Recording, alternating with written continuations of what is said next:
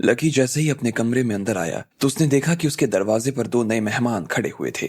Lucky ने एक बार के लिए तो उन्हें पहचाना नहीं, लेकिन जब उन्होंने खुद बताया तो उसे याद आया कि वो लोग ये बंगला खरीदने के लिए आए थे। तब वो लोग ऑफिस में खड़े होकर लकी का मजाक उड़ा रहे थे। वही आज लकी से वो घर किराए पर लेना चाहते थे। लकी ने भी पहले तो थोड़ा सोचा और फिर हाँ कर दी, लेकिन वो भूल गया कि घर में बूढ़ी औरत भी थी जिसके लिए वो अभी अभी एक मुर्गा लेकर आया था। जैसे ही लकी का ध्यान आया तो उसकी तरफ भागा। वो उसने देखा कि वो खून थूक रही थी और जोर जोर से चिल्ला रही थी, अरे अरे सासू माँ, थोड़ा सा सब्र करो थोड़ा सा। आप अगर शांत रहोगे तो आपकी हालत खुद ब खुद ठीक हो जाएगी। लकी ने उस लड़की को सांत्वना देते हुए कहा, क्या कहा? शांत हो जाऊं? साले तुझे मालूम भी है कि मेरा टाइम मुझे मेरी आंखों के सामने से जाता हुआ नजर आ रहा है। अगर चुड़ैल जीविश्वा को पता चला कि मैं जिंदा हूं और उससे मेरी शक्तियां मुझे मिलने से पहले ये खबर लग गई तो मेरे लिए गले की हड्डी बन जाएगी। मैं क्या कर रही हूँ, क्या कह रही हूँ, समझ आ रहा है तुझे? उस औरत ने लकी की तरफ घूरते हुए देखा और उसे जोर से डांटने लगी। इन कुछ दिनों में लकी उसे ठीक से जानने लगा था। अच्छा, इधर से लकी ने कहा, लेकिन उसे उसकी बात कुछ समझ नहीं आ रही थी। सासू माँ, अब ये जीजी विशा कौन है? वो बहुत ताकतवर है क्या? क्या तुम ये तो नहीं कहना चाहती कि वो तुम्हारी जान लेना चाहती है? लकी ने पूछा। क्या कहा तूने? तू मेरे और जीजी विशा के बारे में और ज्यादा जानना चाहता है ना? तुझे मालूम भी है कि वो चुड़ैल असल में कौन है? उस लड़की ने कहा। उसे लग रहा था कि वो लकी से ज्यादा कुछ बोल रही थी, इसलिए वो चुप हो गई। वो अपने बारे में लकी को ज्यादा नहीं बताना चाहती थी। नहीं नहीं, ऐसा कुछ नहीं है, लकी ने नाम में अपना हाथ हिलाते हुए कहा। आज पहली बार वो जीजी विशा के नाम के बारे में सुन रहा था। जब उसने उस बूढ़ी के मुंह से उस चुड़ैल का नाम सुना तो उसे लगा कि उसके दिल में जीजी विशा के प्रति विष भरा हुआ था। इन दोनों के बीच किस बात को लेकर बहुत बड़ी दुश्मनी थी जिस वजह से उसे गालियां दे रही थी, लकी को यह समझ नहीं आ रहा था। अब लकी तुरंत ये जानना चाहता था कि वो औरत का जीजी विशा का रिश्ता खत्म हो जाए। मैं तो इसलिए कह रहा हूँ क्योंकि मुझे आपकी बहुत चिंता है, लकी ने कहा। चिंता होती है? वाह वाह वाह, उस बूढ़ी ने इतना भर कहा और जोर से हंसने लगी। तुम मर्दों की जुबान का तो कभी भरोसा ही नहीं रहता है। उस दौर में जब मैं जवान थी तब उसने मुझसे ये कहा कि वो मेरी हिफाजत करेगा, रक्षा करेगा वो मेरी। लेकिन तुम साले सबके सब एक जैसे होते हो। तुम लोगों से बात करने का कोई फायदा ही नहीं है, उस लड़की ने फिर से कहा। उसकी आवाज में गुस्सा तो वही था ताकि वो सही कह रही थी, लेकिन लकी को उसकी आंख में एक तरह की उदासी भी नजर आ रही थी। एक अजीब सी कड़वाहट उसकी जुबान को घेर रखा था और लकी इस बारे में बहुत कुछ सुनना और जानना चाह रहा था। पर लकी को यह समझ नहीं आ रहा था कि ये देखने में 18 साल की दिखती थी पर उसकी उम्र 80 साल से भी ज्यादा थी। बातें भी वो बूढ़े लोगों की तरह करती थी। लकी ने जब उसकी बात सुनी तो काफी इम्प्रेस हो गया। उसे समझ नहीं आ रहा था कि इस बूढ़ी का पहले भी किसी आदमी ने दिल तोड़ रखा था और इस वजह से उसका मर्दों पर से भरोसा उठ गया। लेकिन ऐसा कौन सा रिश्ता था जिसे वो इस उम्र में आने के बाद भी नहीं भूल पाई थी? वो कौन सा घाव था जो भरने का नाम नहीं ले रहा था? सासू माँ, क्या जीजी विशा ने? लकी ने फिर से इस मामले में और थोड़ी सी जानकारी लेने के लिए पूछा। वो उससे जीजी विशा और उसके रिश्ते के बारे में जानना चाह रहा था। वैसे भी वो खुद एक बड़े परिवार से आता था और अगर उससे वो बूढ़ी कुछ बताती तो शायद लकी उसकी मदद कर सकता था। लेकिन इससे पहले कि लकी अपनी बात खत्म करता उस बूढ़ी ने अपना हाथ हिलाना शुरू कर दिया और लकी को ऐसा लगा जैसे उसके पास बहुत जोर जोर से हवा चल रही थी। इससे पहले कि लकी उसे झटके से संभल पाता वो पीछे से तुरंत झुका और एक ही झटके में दीवार से जा टकराया। मैंने तुझसे ये बात पहले भी कही ना कि जो तुझे नहीं पूछना चाहिए मुझसे मत पूछा कर, उस बूढ़ी जैसी दिखने वाली लड़की ने लकी की तरफ ठंडी आंखों से देखते हुए कहा। लकी को बुरी तरह चोट लगी थी, लेकिन चोट से भी ज्यादा बुरा उसे झटका लगा था जो उस बूढ़ी के रूप में उसे लग रहा था। अब तक तो वो बूढ़ी कह रही थी कि उसकी शक्तियां कमजोर हो रही थी। वो इस बात की कल्पना भी नहीं कर पा रहा था कि अगर बूढ़ी की ताकत अपने पूरे चरम पर होती तो वो और कितनी खतरनाक हो सकती थी। लकी धीरे धीरे अपनी जगह खड़ा हो गया, लेकिन वो खड़ा होने के बाद उस दादी का कुछ भी नहीं कर सकता था। उसकी इतनी हिम्मत नहीं थी कि वो आगे कुछ बोल कर दिखा पाता या उसकी तरफ हाथ आगे बढ़ा पाता। तुम्हारा शरीर वैसे काफी मजबूत है, उस औरत ने लकी की तरफ देखते हुए कहा। उसकी आवाज में एक तरह की माफी भी थी जो वो लकी से मांगने की कोशिश कर रही थी। उसके साथ में उसके चेहरे पर एक मुस्कान थी जिसे लकी चुपचाप अवाक सा खड़ा होकर देखे जा रहा था। वो मुर्गा जिसे लकी अपने साथ लेकर घूम रहा था वो उसके हाथ से नीचे गिर गया। उसके पैरों में बंधी रस्सी जैसे ही खुली तो वो तुरंत अपने पंखों को फड़फड़ाने लगा और सीधा खिड़की के पास चला गया। वो वहां से बाहर निकलने की कोशिश कर रहा था। इस पल में उस दादी की आंख फिर से चम गई। उसने अपना हाथ हवा में उठाया और हवा में हाथ उठते ही उसके हाथ में एक ब्लेड आ गई। फिर हवा के एक झोंके जैसी एक आवाज आई और उस मुर्गे को, जो अभी तक उड़ने की कोशिश कर रहा था, वो नीचे जमीन पर आ गिरा। उसे देखकर ऐसा लग रहा था जैसे उसकी गर्दन को काट दिया गया। बूढ़ी ने अपना हाथ उसकी दिशा में बढ़ाया और वो मरा हुआ मुर्गा अपने हाथ में इस तरह से उड़कर आ गया जैसे वो मरा ही ना हो। फिर उस बूढ़ी ने उसकी गर्दन को अपने शरीर से अलग किया और उसका सारा खून चूस कर पी गई। मैं जा रहा हूँ, मैं जा रहा हूँ। लकी ने जैसे ही अपनी आंखों से ये बेभत्स मंजर देखा तो घबराते हुए वहां से निकलने के लिए आगे बढ़ने लगा। उसने दरवाजा खोला और जब तक दरवाजे से बाहर नहीं आ गया तब तक अपनी गर्दन ऊपर नहीं उठाई। लेकिन बाहर आने के बाद उसे याद आया कि जो सबसे काम की बात थी वो तो करना ही भूल गया। वो उसे ये कहने के लिए भूल गया था कि कल इस घर में कोई आने वाला था। लकी ने सोचा कि क्योंकि अब वो बूढ़ी औरत उसके कमरे से बाहर नहीं आने वाली थी, इसलिए इस बारे में उसे और कोई बात करने की जरूरत नहीं थी। वो कोई बेवकूफ नहीं थी जो इतनी छोटी सी बात को समझ ना सके। उसके घर में मेहमान आराम से आ सकते थे और वो उन्हें परेशान नहीं करने वाली थी। लकी ने अपने मन में ये सब बातें सोची और फिर अपने कमरे में आ गया। अगले दिन सुबह ही लकी के फोन पर कश्मीरा का फोन आ गया। वो उसके कॉलेज के गेट के बाहर आ चुकी थी और उसके आने का इंतजार कर रही थी। थोड़ी ही देर बाद लकी भी वहां पहुंच गया। जैसे ही उसने कश्मीरा को देखा तो उसकी आंखें चमक आई। कश्मीरा ने काले और सफेद रंग की ड्रेस पहनी हुई थी। उसके बाल खुले थे और उसके बालों के सिर से हल्का सा घुमाव भी नजर आ रहा था। वो किसी मॉडल से कम नहीं लग रही थी। इधर कश्मीरा ने भी लकी की तरफ देखा और फिर उसके दिल को तसल्ली मिलने लगी। रात भर तो उसे ऐसा ही लग रहा था कि लकी नहीं आने वाला था, लेकिन फिर भी वो आज आ गया। ये देखकर वो खुश हो गई थी। उसके हाथ में एक शॉपिंग बैग था और उस बैग में उसने काफी सामान रखे थे और उसे वो हाथ में लेकर लकी की तरफ आने लगी और बोली, मुझे लगता है ना कि मेरी माँ तुम्हें ताने मार मार कर ही ना मार डालेगी। अरे यार तुम ऐसा मत बोलो यार, तुम्हें मालूम है कि मैं एक गरीब स्टूडेंट हूँ और मेरे पास पहनने के लिए अच्छे कपड़े नहीं है। लकी ने कहा, अच्छा तो फिर वहां राजेंद्र नगर में तुमने किराए पर मकान कैसे ले लिया? वो सस्ते लोगों के लिए तो बिल्कुल नहीं है। अरे यार अब क्या बताऊं तुम्हें, एक लॉटरी लगी थी, थोड़े पैसे बचे तो सोचा चलो ये शौक भी पूरा कर लेते हैं, लेकिन इसके अलावा मेरे पास और कुछ नहीं है, तुम्हारी कसम। लकी ने अपनी पीठ के पीछे अपनी दोनों उंगलियों को मोड़ लिया था। वो झूठ बोल रहा था लेकिन इसके अलावा उसके पास और कोई चारा नहीं था। अगर वो ऐसा नहीं करता तो शायद कश्मीरा उसके पीछे हाथ धोकर पड़ सकती थी।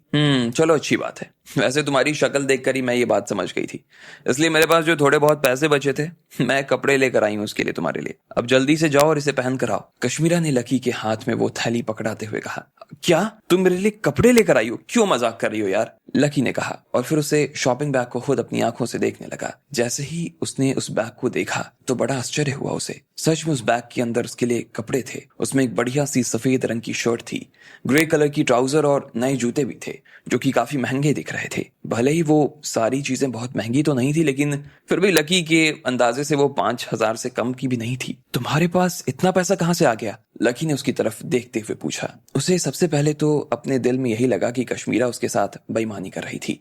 वो लकी के लिए इतने महंगे कपड़े और जूता लेकर आई थी, लेकिन उसके पास घर का देने का किराया नहीं था। ऐसा कैसे हो सकता था? उसे लग रहा था कि उसने लकी से नौकरी की बात भी झूठ कही थी और लकी ऐसे झूठ बोलने वाले लोगों से सख्त नफरत करता था। अगर वो सच में उससे झूठ बोल रही थी तो लकी अभी के अभी उसका सारा सामान नीचे फेंक देने वाला था और उसे पलट कर देखने वाला तक नहीं था। अरे ये सब मैंने किराए के लिए ही लिए थे पागल, किराए के हैं ये सब। इन तीनों को मिलाकर ना बस 200 रुपए खर्च हुए हैं। जब तुम मेरे घर से वापस आ जाओगे तो मैं इन सब चीजों को वापस कर दूंगी। तुम्हें क्या लगता है सच में मेरे पास इतने पैसे होंगे कि मैं ये सब चीजें खरीद कर तुम्हारे लिए ला सकूंगी? अगर ऐसा होता ना तो मैं अपनी माँ को शादी के लिए साफ मना नहीं कर देती। ऐसे बहाने बनाने की ना मुझे जरूरत नहीं पड़ती। कश्मीरा ने लकी के पास आते हुए कहा। वो ये बात उसे कानों में फुसफुसाते हुए कहना चाह रही थी। वो नहीं चाहती थी कि ये सब कहते हुए कोई और सुन ले, वरना तो वो शर्म के मारे मर जाने वाली थी। अच्छा, लकी ने कहा। उसे मालूम नहीं था कि कश्मीरा का दिमाग इतना तेज चलता था। फिर उसने दोबारा उस बैग में रखी हुई चीजों को देखा। अब उसे शर्ट और जूते का तो अंदाजा नहीं था, लेकिन वो घड़ी जो उसमें रखी हुई थी वो जरूर नकली थी, क्योंकि उसकी सुई ही काम नहीं कर रही थी। अब तुम यार इतनी देर क्यों लगा रहे हो? जाओ ना, जल्दी से कपड़े बदल कर आओ। हम लोगों को मेरे घर भी जाना है। कश्मीरा ने लकी को थोड़ा सा धक्का दिया और कहा। इसलिए लकी तुरंत वॉशरूम में गया और वहां जाकर उसने कपड़े बदले। ये ज्यादा अच्छे लग रहे हैं, कश्मीरा ने उसकी तरफ देखकर मुस्कुराते हुए कहा।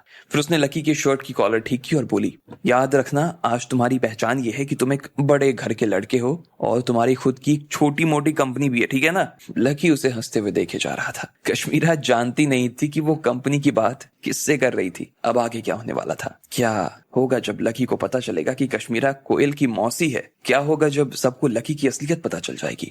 आपको क्या लगता है, क्या होंगे इन सभी सवालों के जवाब? कमेंट बॉक्स में कमेंट करके हमें जरूर बताएं। जैसे ही कश्मीरा ने अपना सामान उठाना शुरू किया, उसके बाद उसका फोन बज उठा। ये उसकी बड़ी बहन का फोन था और उसने फोन उठाते ही कश्मीरा को खूब डांटा। इसके अलावा उसकी बहन ने उससे ये भी कह दिया कि उसकी माँ ने उसके लिए एक लड़का देख रखा था। कश्मीरा भी शादी नहीं करना चाहती थी, इसलिए घर वालों से बचने के लिए उसने लकी को अपना बॉयफ्रेंड बनने की जिद कर ली। लेकिन जब लकी नहीं माना तो कश्मीरा ने अपना सामान उठाया और घर से बाहर निकल आई। इधर से लकी ने उसे कोशिश की मनाने की, लेकिन वो नाराज हो गई थी कि वो मानने को राजी नहीं थी।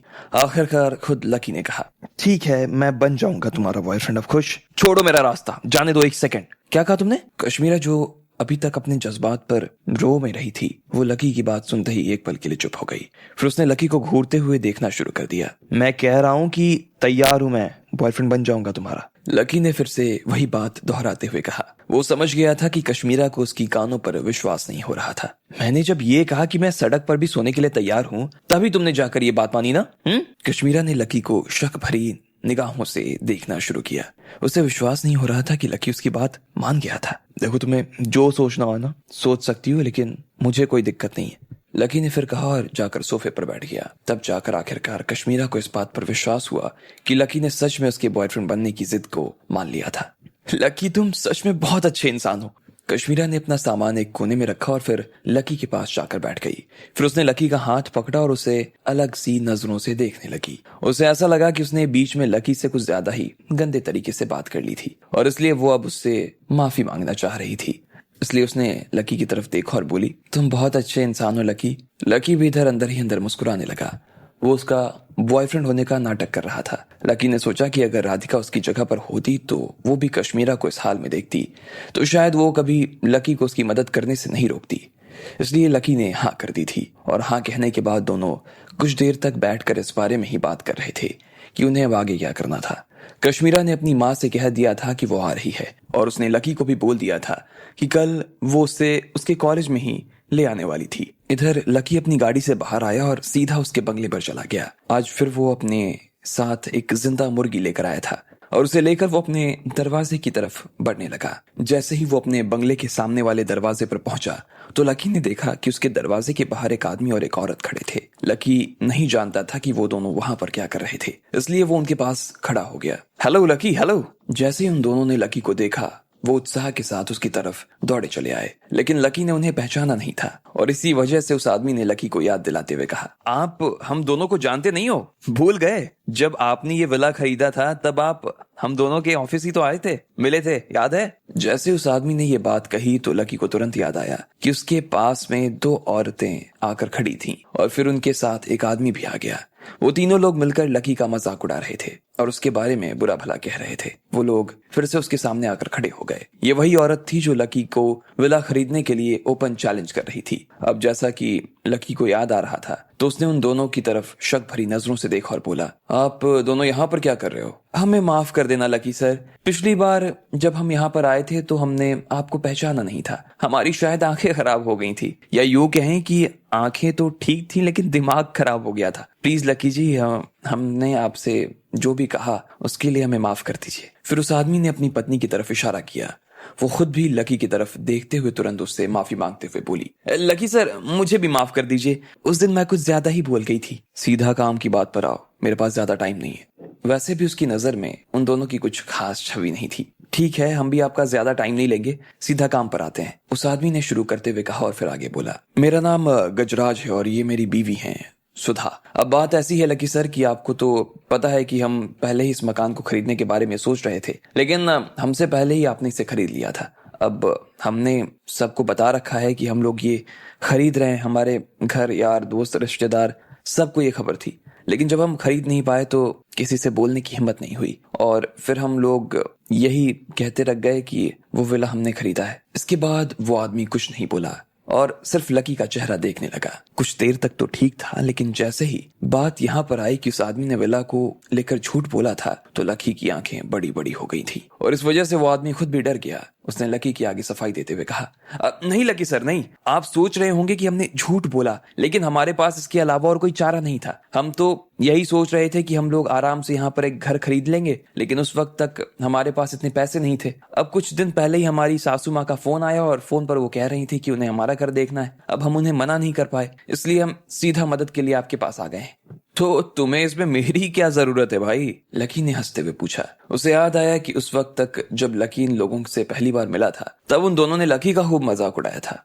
आज वो उसके सामने हाथ जोड़कर खड़े थे। हमने सोचा कि हम आपका बंगला किराए पर ले लें और आप बोलेंगे तो मैं एक दिन का 20,000 रुपए किराया भी दे दूंगा आपको। हम सिर्फ अभी कैसे करके इसकी माँ से छुटकारा पाना चाहते हैं, बस आप क्या कहते हैं बताएं? गजराज ने फिर से लकी की तरफ देखते हुए पूछा। क्या बात है, तुमसे अच्छा दामाद तो कोई हो ही नहीं सकता।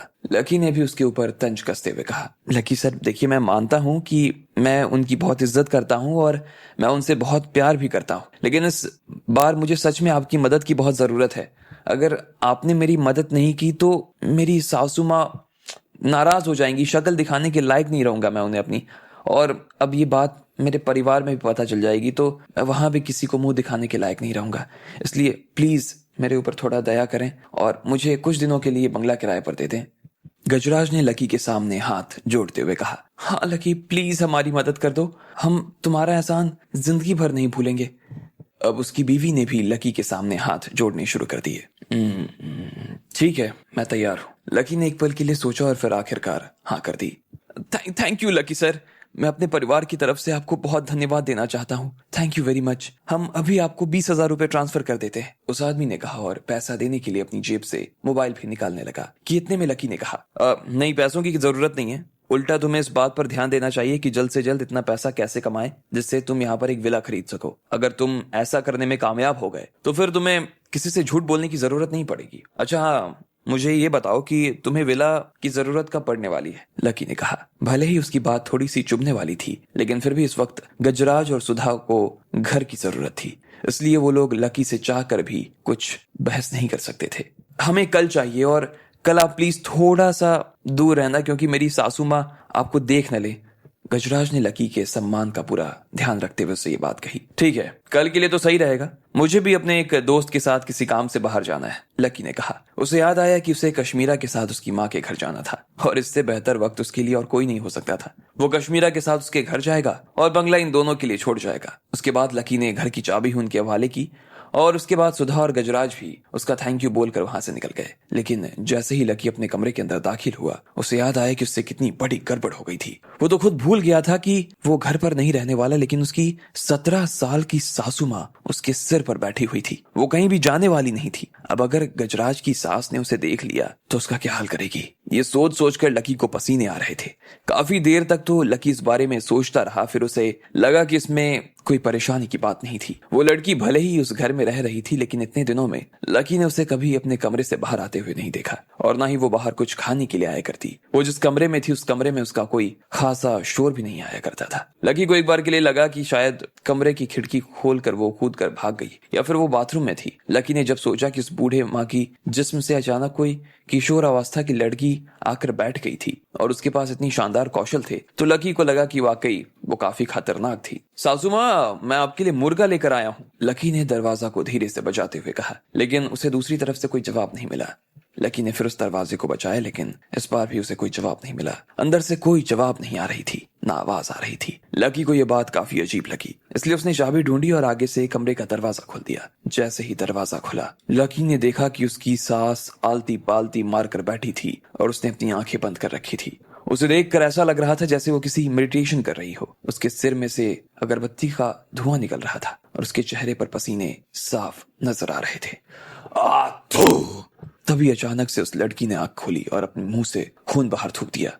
क्या बात है, आप ठीक तो हो? लकी ने तुरंत उसकी दिशा में दौड़ पड़ा और उसे सहारा देते हुए बोला, मेरी सिद्धि इस हद तक खराब हो गई है उस लड़की ने अपना सिर नीचे किया और फिर गुस्से में चिल्लाने लगी। उसकी आवाज में एक अंदरूनी ताकत छिपी हुई थी। लकी ने जैसे ही उसकी आवाज सुनी, वो इतना ज्यादा हिल गया कि उसने तुरंत अपनी कान बंद कर लिए।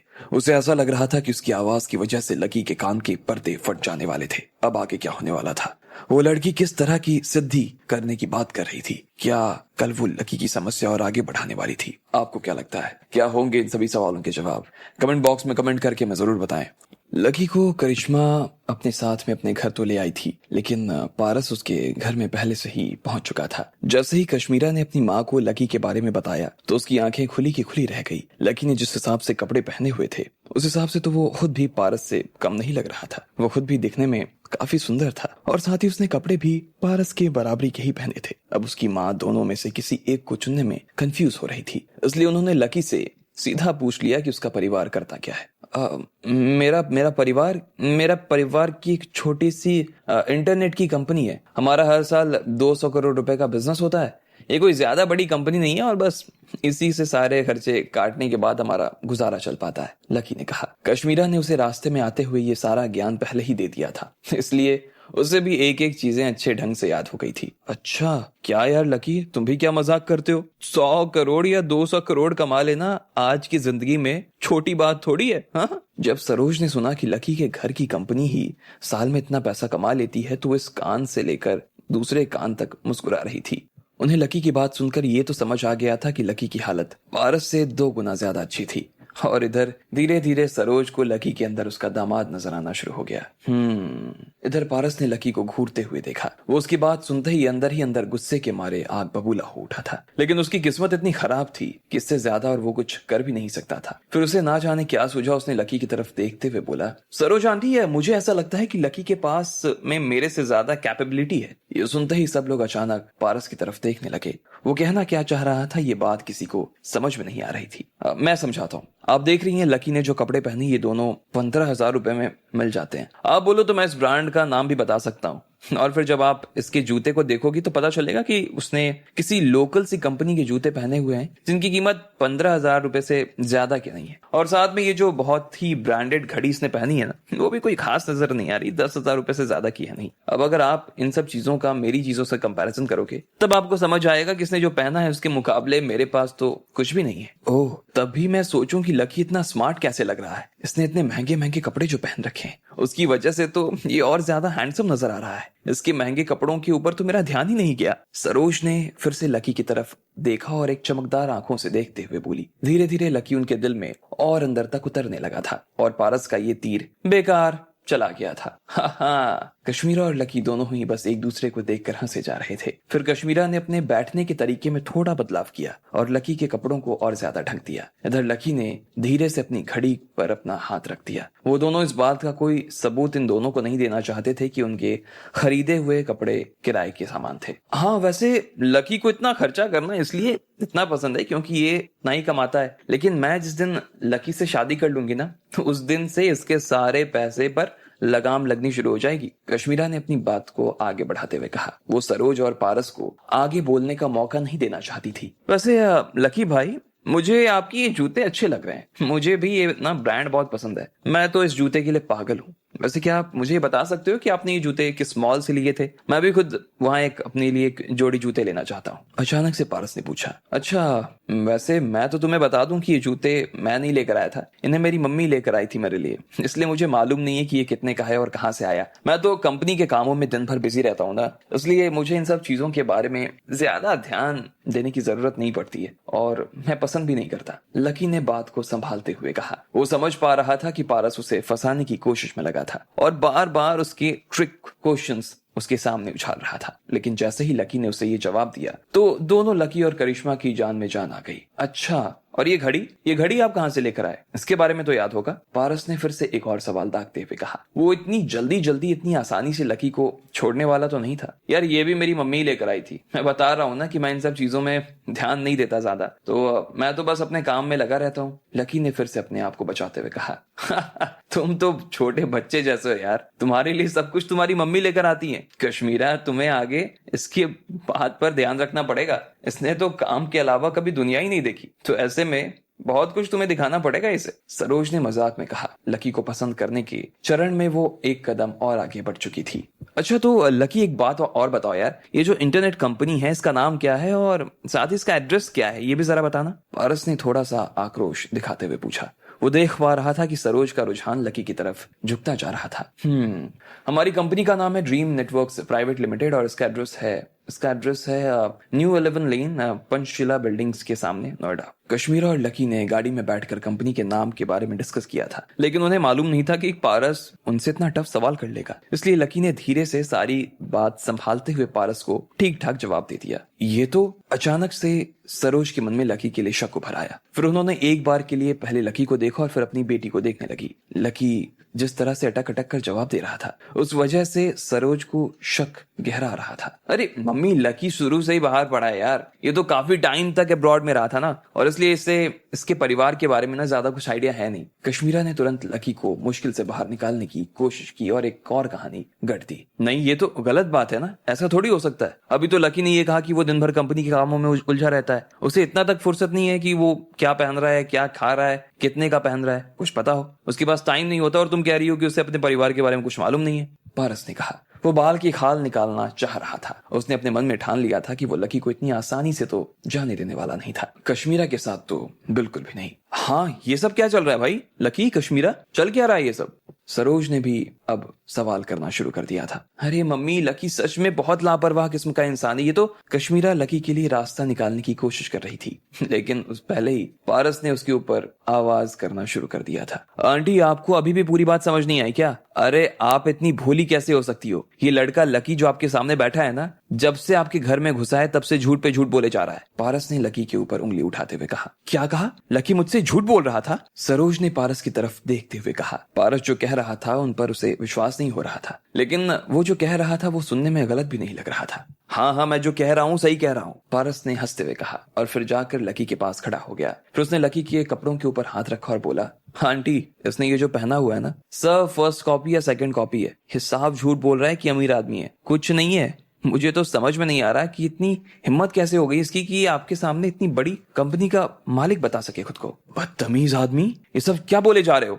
तुम्हें मालूम भी है कि तुम ये क्या कह रहे हो? ये मेरा घर है और आज के बाद मुझे इस घर में ना नजर मत आना। अभी के अभी यहाँ से बाहर निकलो। जैसे ही कश्मीरा ने देखा कि मामला उसके हाथ से बाहर निकल रहा था, तो उसने तुरंत अपनी जगह से खड़ा होकर पारस को सुनाना शुरू कर दिया। कश्मीरा, तुम्हें इस धोखेबाज आदमी की कोई जरूरत नहीं है। ये आदमी झूठ बोल रहा है, सरासर झूठ बोल रहा है, फरेबी आदमी है ये। पारस ने लकी की तरफ उंगली उठाते हुए कहा और फिर लकी की तरफ देख कर बोला, क्या तुम मुझे और सरोज आंटी को अपनी घड़ी दिखा सकते हो? अभी दूध का दूध और पानी का पानी हो जाएगा। मैं तुम्हें अपनी घड़ी क्यों दिखाऊं? तुम होते कौन हो मेरी घड़ी देखने वाले? और किस हक से तुम मुझे ये हुक्म दे रही हो कि मैं तुम्हें अपनी घड़ी दिखाऊं? लकी ने भी एक बार के लिए कश्मीरा के सुर में लाते हुए कहा और फिर कश्मीरा से ऊपर आवाज में बोला, हाँ, तुम होते कौन हो इतनी इंक्वायरी करने वाले? चुपचाप यहाँ से बाहर निकलो। तो कश्मीरा जानती थी कि अगर लकी को एक बार के लिए भी घड़ी दिखानी पड़ गई तो सारा राज एक बार में खुल जाएगा और वो कहीं मुंह दिखाने लायक नहीं रहेगा। उसके साथ साथ यही हाल कश्मीरा का भी हो जाएगा। अब अगर कश्मीरा पारस को वहां से बाहर निकाल देती तभी उसके बचने के चांस बन सकते थे। चुप रहो। ठीक इसी वक्त सरोज ने जोर से चिल्लाते हुए कहा। वो समझ गई थी कि यहाँ पर कुछ न कुछ तो गड़बड़ चल रही थी। दाल में कुछ काला तो जरूर था जिसे कश्मीरा ढकने की कोशिश में लगी थी। फिर सरोज ने लकी की तरफ देखा और बोली, लकी, लो इधर, मुझे तुम्हारी घड़ी देखनी है। अब इस वक्त उनकी बातें सुनकर लकी खुद भी बहुत दुविधा में पड़ गया। कश्मीरा की खुद की भी घबराहट कम होने का नाम नहीं ले रही थी और उसके दिल में की धड़कन भी तेज हो गई थी। अब उसे क्या करना चाहिए था उसे समझ नहीं आ रहा था, लेकिन अगर लकी को लगा कि जब ये सिचुएशन आ ही रही थी तो उसके पास घड़ी दिखाने के अलावा और कोई चारा नहीं था, इसलिए उसने अपना सीधा हाथ ऊपर उठाया और फिर अपनी घड़ी का डायल सरोज की तरफ लाकर दिखा दिया। वो अपना हाथ नीचे कर लेना चाहता था और साथ ही सरोज से झूठ बोलने के लिए माफी भी मांगना चाहता था। पारस, तुम अभी लकी की घड़ी के बारे में क्या कह रहे थे? जरा एक बार फिर से कहना तो। सरोज ने लकी की घड़ी की तरफ घूरते हुए देखा, लेकिन उसमें उसे कोई कमी नजर नहीं आ रही थी। अरे आप उसकी सुई को ध्यान से देखो ना। पारस ने फिर से हंसते हुए देखा। घड़ी में तो सुई है लेकिन चल तो नहीं रही है। सरोज ने लकी की तरफ देखा और पारस की तरफ देखते हुए कहा, अरे कहां से चलेगी? घड़ी असली ही नहीं है, बल्कि घड़ी का डमी मॉडल है ये, पारस ने कहा। सरोज इतना सुनते ही चौंक गई थी। इधर कश्मीरा और लकी की जान भी उनके गले में अटक गई। अब आगे क्या होने वाला था? क्या कश्मीरा लकी को इस सिचुएशन से निकाल पाती? क्या लकी अपना असलियत उन्हें बता देगा? आपको क्या लगता है, क्या होंगे इन सभी सवालों के जवाब? कमेंट बॉक्स में कमेंट करके हमें जरूर बताएं। लकी कश्मीरा के साथ राजी हो चुका था। उसकी बात सुनते ही कश्मीरा का दिल बाग बाग हो चुका था और उसे वो जितना धन्यवाद दे सकती थी उतना भी उसे कम लग रहा था। इधर जब लकी घर आया तो उसने देखा कि उस बूढ़ी लड़की की हालत खराब थी और उसे अजीब से दौरे पड़ रहे थे। लकी ने उसे शांत कराने की कोशिश की लेकिन ना जाने वो किस जीजी विशा का नाम ले रही थी। लकी ने उसके बाद उसकी बातों के ऊपर ज्यादा ध्यान नहीं दिया और वहां से निकल गया। अगले दिन कश्मीरा उसे लेने के लिए आ गई और वो दोनों उसके घर के लिए रवाना हो गए। उससे पहले ही कश्मीरा ने लकी को आगाह कर दिया था, तुम्हें किसी बड़े घर के लड़के जैसा व्यवहार करना है। कश्मीरा ने कहा, नहीं उसकी तो मुझे कोई जरूरत नहीं है, ठीक है। लकी ने कहा। वो थोड़ा सा घबराया हुआ नजर आ रहा था। भले ही वो एक अमीर घर का लड़का था लेकिन उसे ऐसा लग रहा था कि वो कश्मीरा का बॉयफ्रेंड ठीक से बन पाएगा या नहीं बन पाएगा। अरे जरूरत कैसे नहीं है, मैं तुम्हें एक बात पहले ही बता देना चाहती हूँ। मेरी जो माँ है ना, वो आदमी को देखते ही भाप जाती है कि आदमी है कैसा। वो हर एक आदमी की छोटी से छोटी और बड़ी सी बड़ी चीजों पर ध्यान रखती हैं। अगर उन्हें तुम्हारी हालत ठीक नजर नहीं आई ना तो वो तुम्हें धक्का देकर बाहर निकाल देंगी, लेकिन साथ में वो मुझे उस लड़की की तरफ भी धकेल देंगी और मैं ऐसा ना कुछ होने नहीं दे सकती। हमारा मकसद है कि मम्मी ने जो लड़का ढूंढा है उसके सामने मैं तुम्हें ज्यादा बेहतर दिखा सकूं। मैं उन्हें ये दिखाना चाहती हूँ कि तुम्हारी और मेरी जोड़ी का ना कोई तोड़ नहीं है, कोई मेल नहीं है। समझ रहे हो ना मेरी बात? हाँ मैं तुम्हारी बात समझ पा रहा हूँ, लेकिन ये हो जाने के बाद होगा क्या? लकी को अब थोड़ी सी चिंता हो रही थी। जब से उसने कश्मीरा की मदद करने के बारे में सोचा तब से उसने उसके ऊपर हुक्म चलाना शुरू कर दिया था। उसे एक बार के लिए तो ऐसा लगा कि वो उसी तरह की परिस्थिति में फंस गया जिस तरह की परिस्थिति में वो यास्मीन की मदद करने के चक्कर में फंसा था। उसे लग रहा था कि बेकार में ही अपने सिर पर उसने मुसीबत मोल ले ली। इधर कश्मीरा भी उसके चेहरे पर उसकी चिंता को भाप गई थी, इसलिए उसने कहा, अरे चिंता मत करो तुम, उसके बाद मैं तुमसे ब्रेकअप कर लूंगी। घर वालों को कोई भी बहाना दे दूंगी, बोल दूंगी कि तुम शराब पीते थे या फिर तुमने मुझे मारना पीटना शुरू कर दिया था। तुम चिंता मत करो, मैं तुम्हें कहीं से भी फंसाने वाली नहीं हूं, समझे तुम? कश्मीरा ने कहा। वो खुद ये बात करते हुए थोड़ा सा निराश महसूस कर रही थी। आखिर लकी उसके बारे में ऐसा कैसे सोच सकता था? भले ही वो उसकी मदद ले रही थी लेकिन इसका ये मतलब भी नहीं था कि वो उसका फायदा उठाने की कोशिश कर रही थी। उसे लकी की बात सुनकर ये लग रहा था कि वो उसे ये कहना चाह रहा था कि वो उसके लायक लड़की नहीं थी, लेकिन उसने ये सब लकी से नहीं कहा। उसे लग रहा था कि कहीं लकी उसकी ये बात सुनकर बिफर ना पड़े। चलो चलें। इसके बाद कश्मीरा ने ज्यादा कुछ नहीं सोचा और फिर लकी के साथ एक टैक्सी पकड़ी और सीधा अपने घर की तरफ रवाना हो गई। इस वक्त कश्मीरा की माँ के घर में एक जवान लड़का बैठा हुआ था जिसका नाम पारस था। वो सरोज के साथ बैठकर उनसे बातें कर रहा था। अरे आंटी, आपको मालूम नहीं है, अब दिल्ली के अंदर ना एक छोटा सा शहर बसाया है। वो सच में बहुत सुंदर है। अब सच बताऊं तो एक फिल्म सिटी का सेट ही है। मुझे लगता है कि हमारी मुंबई में जो इंडस्ट्री है ना, वो अब इतनी दमदार रही नहीं।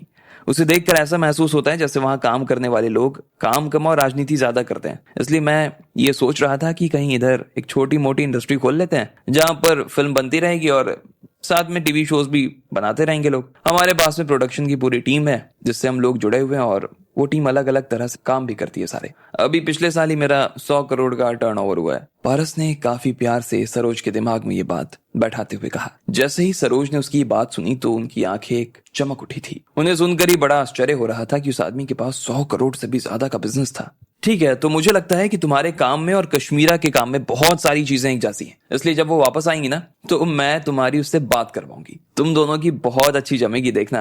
अरे बिल्कुल जमेगी, बिल्कुल, पारस ने कहा और अपनी हथेलियां मलने लगा। इतने में दरवाजे पर लगी डोरबेल बजी। सरोज तुरंत अपनी जगह से उठी और दरवाजे खोलने के लिए निकल गई। उसके पीछे पीछे पारस भी आ गया था क्योंकि इससे रहा नहीं जा रहा था। सरोज ने दरवाजा खोला तो उसने देखा कि कश्मीरा उसके सामने खड़ी थी। क्या बात है, आखिर तुम्हें घर की याद कैसे आ गई? हूँ, सरोज ने कहा।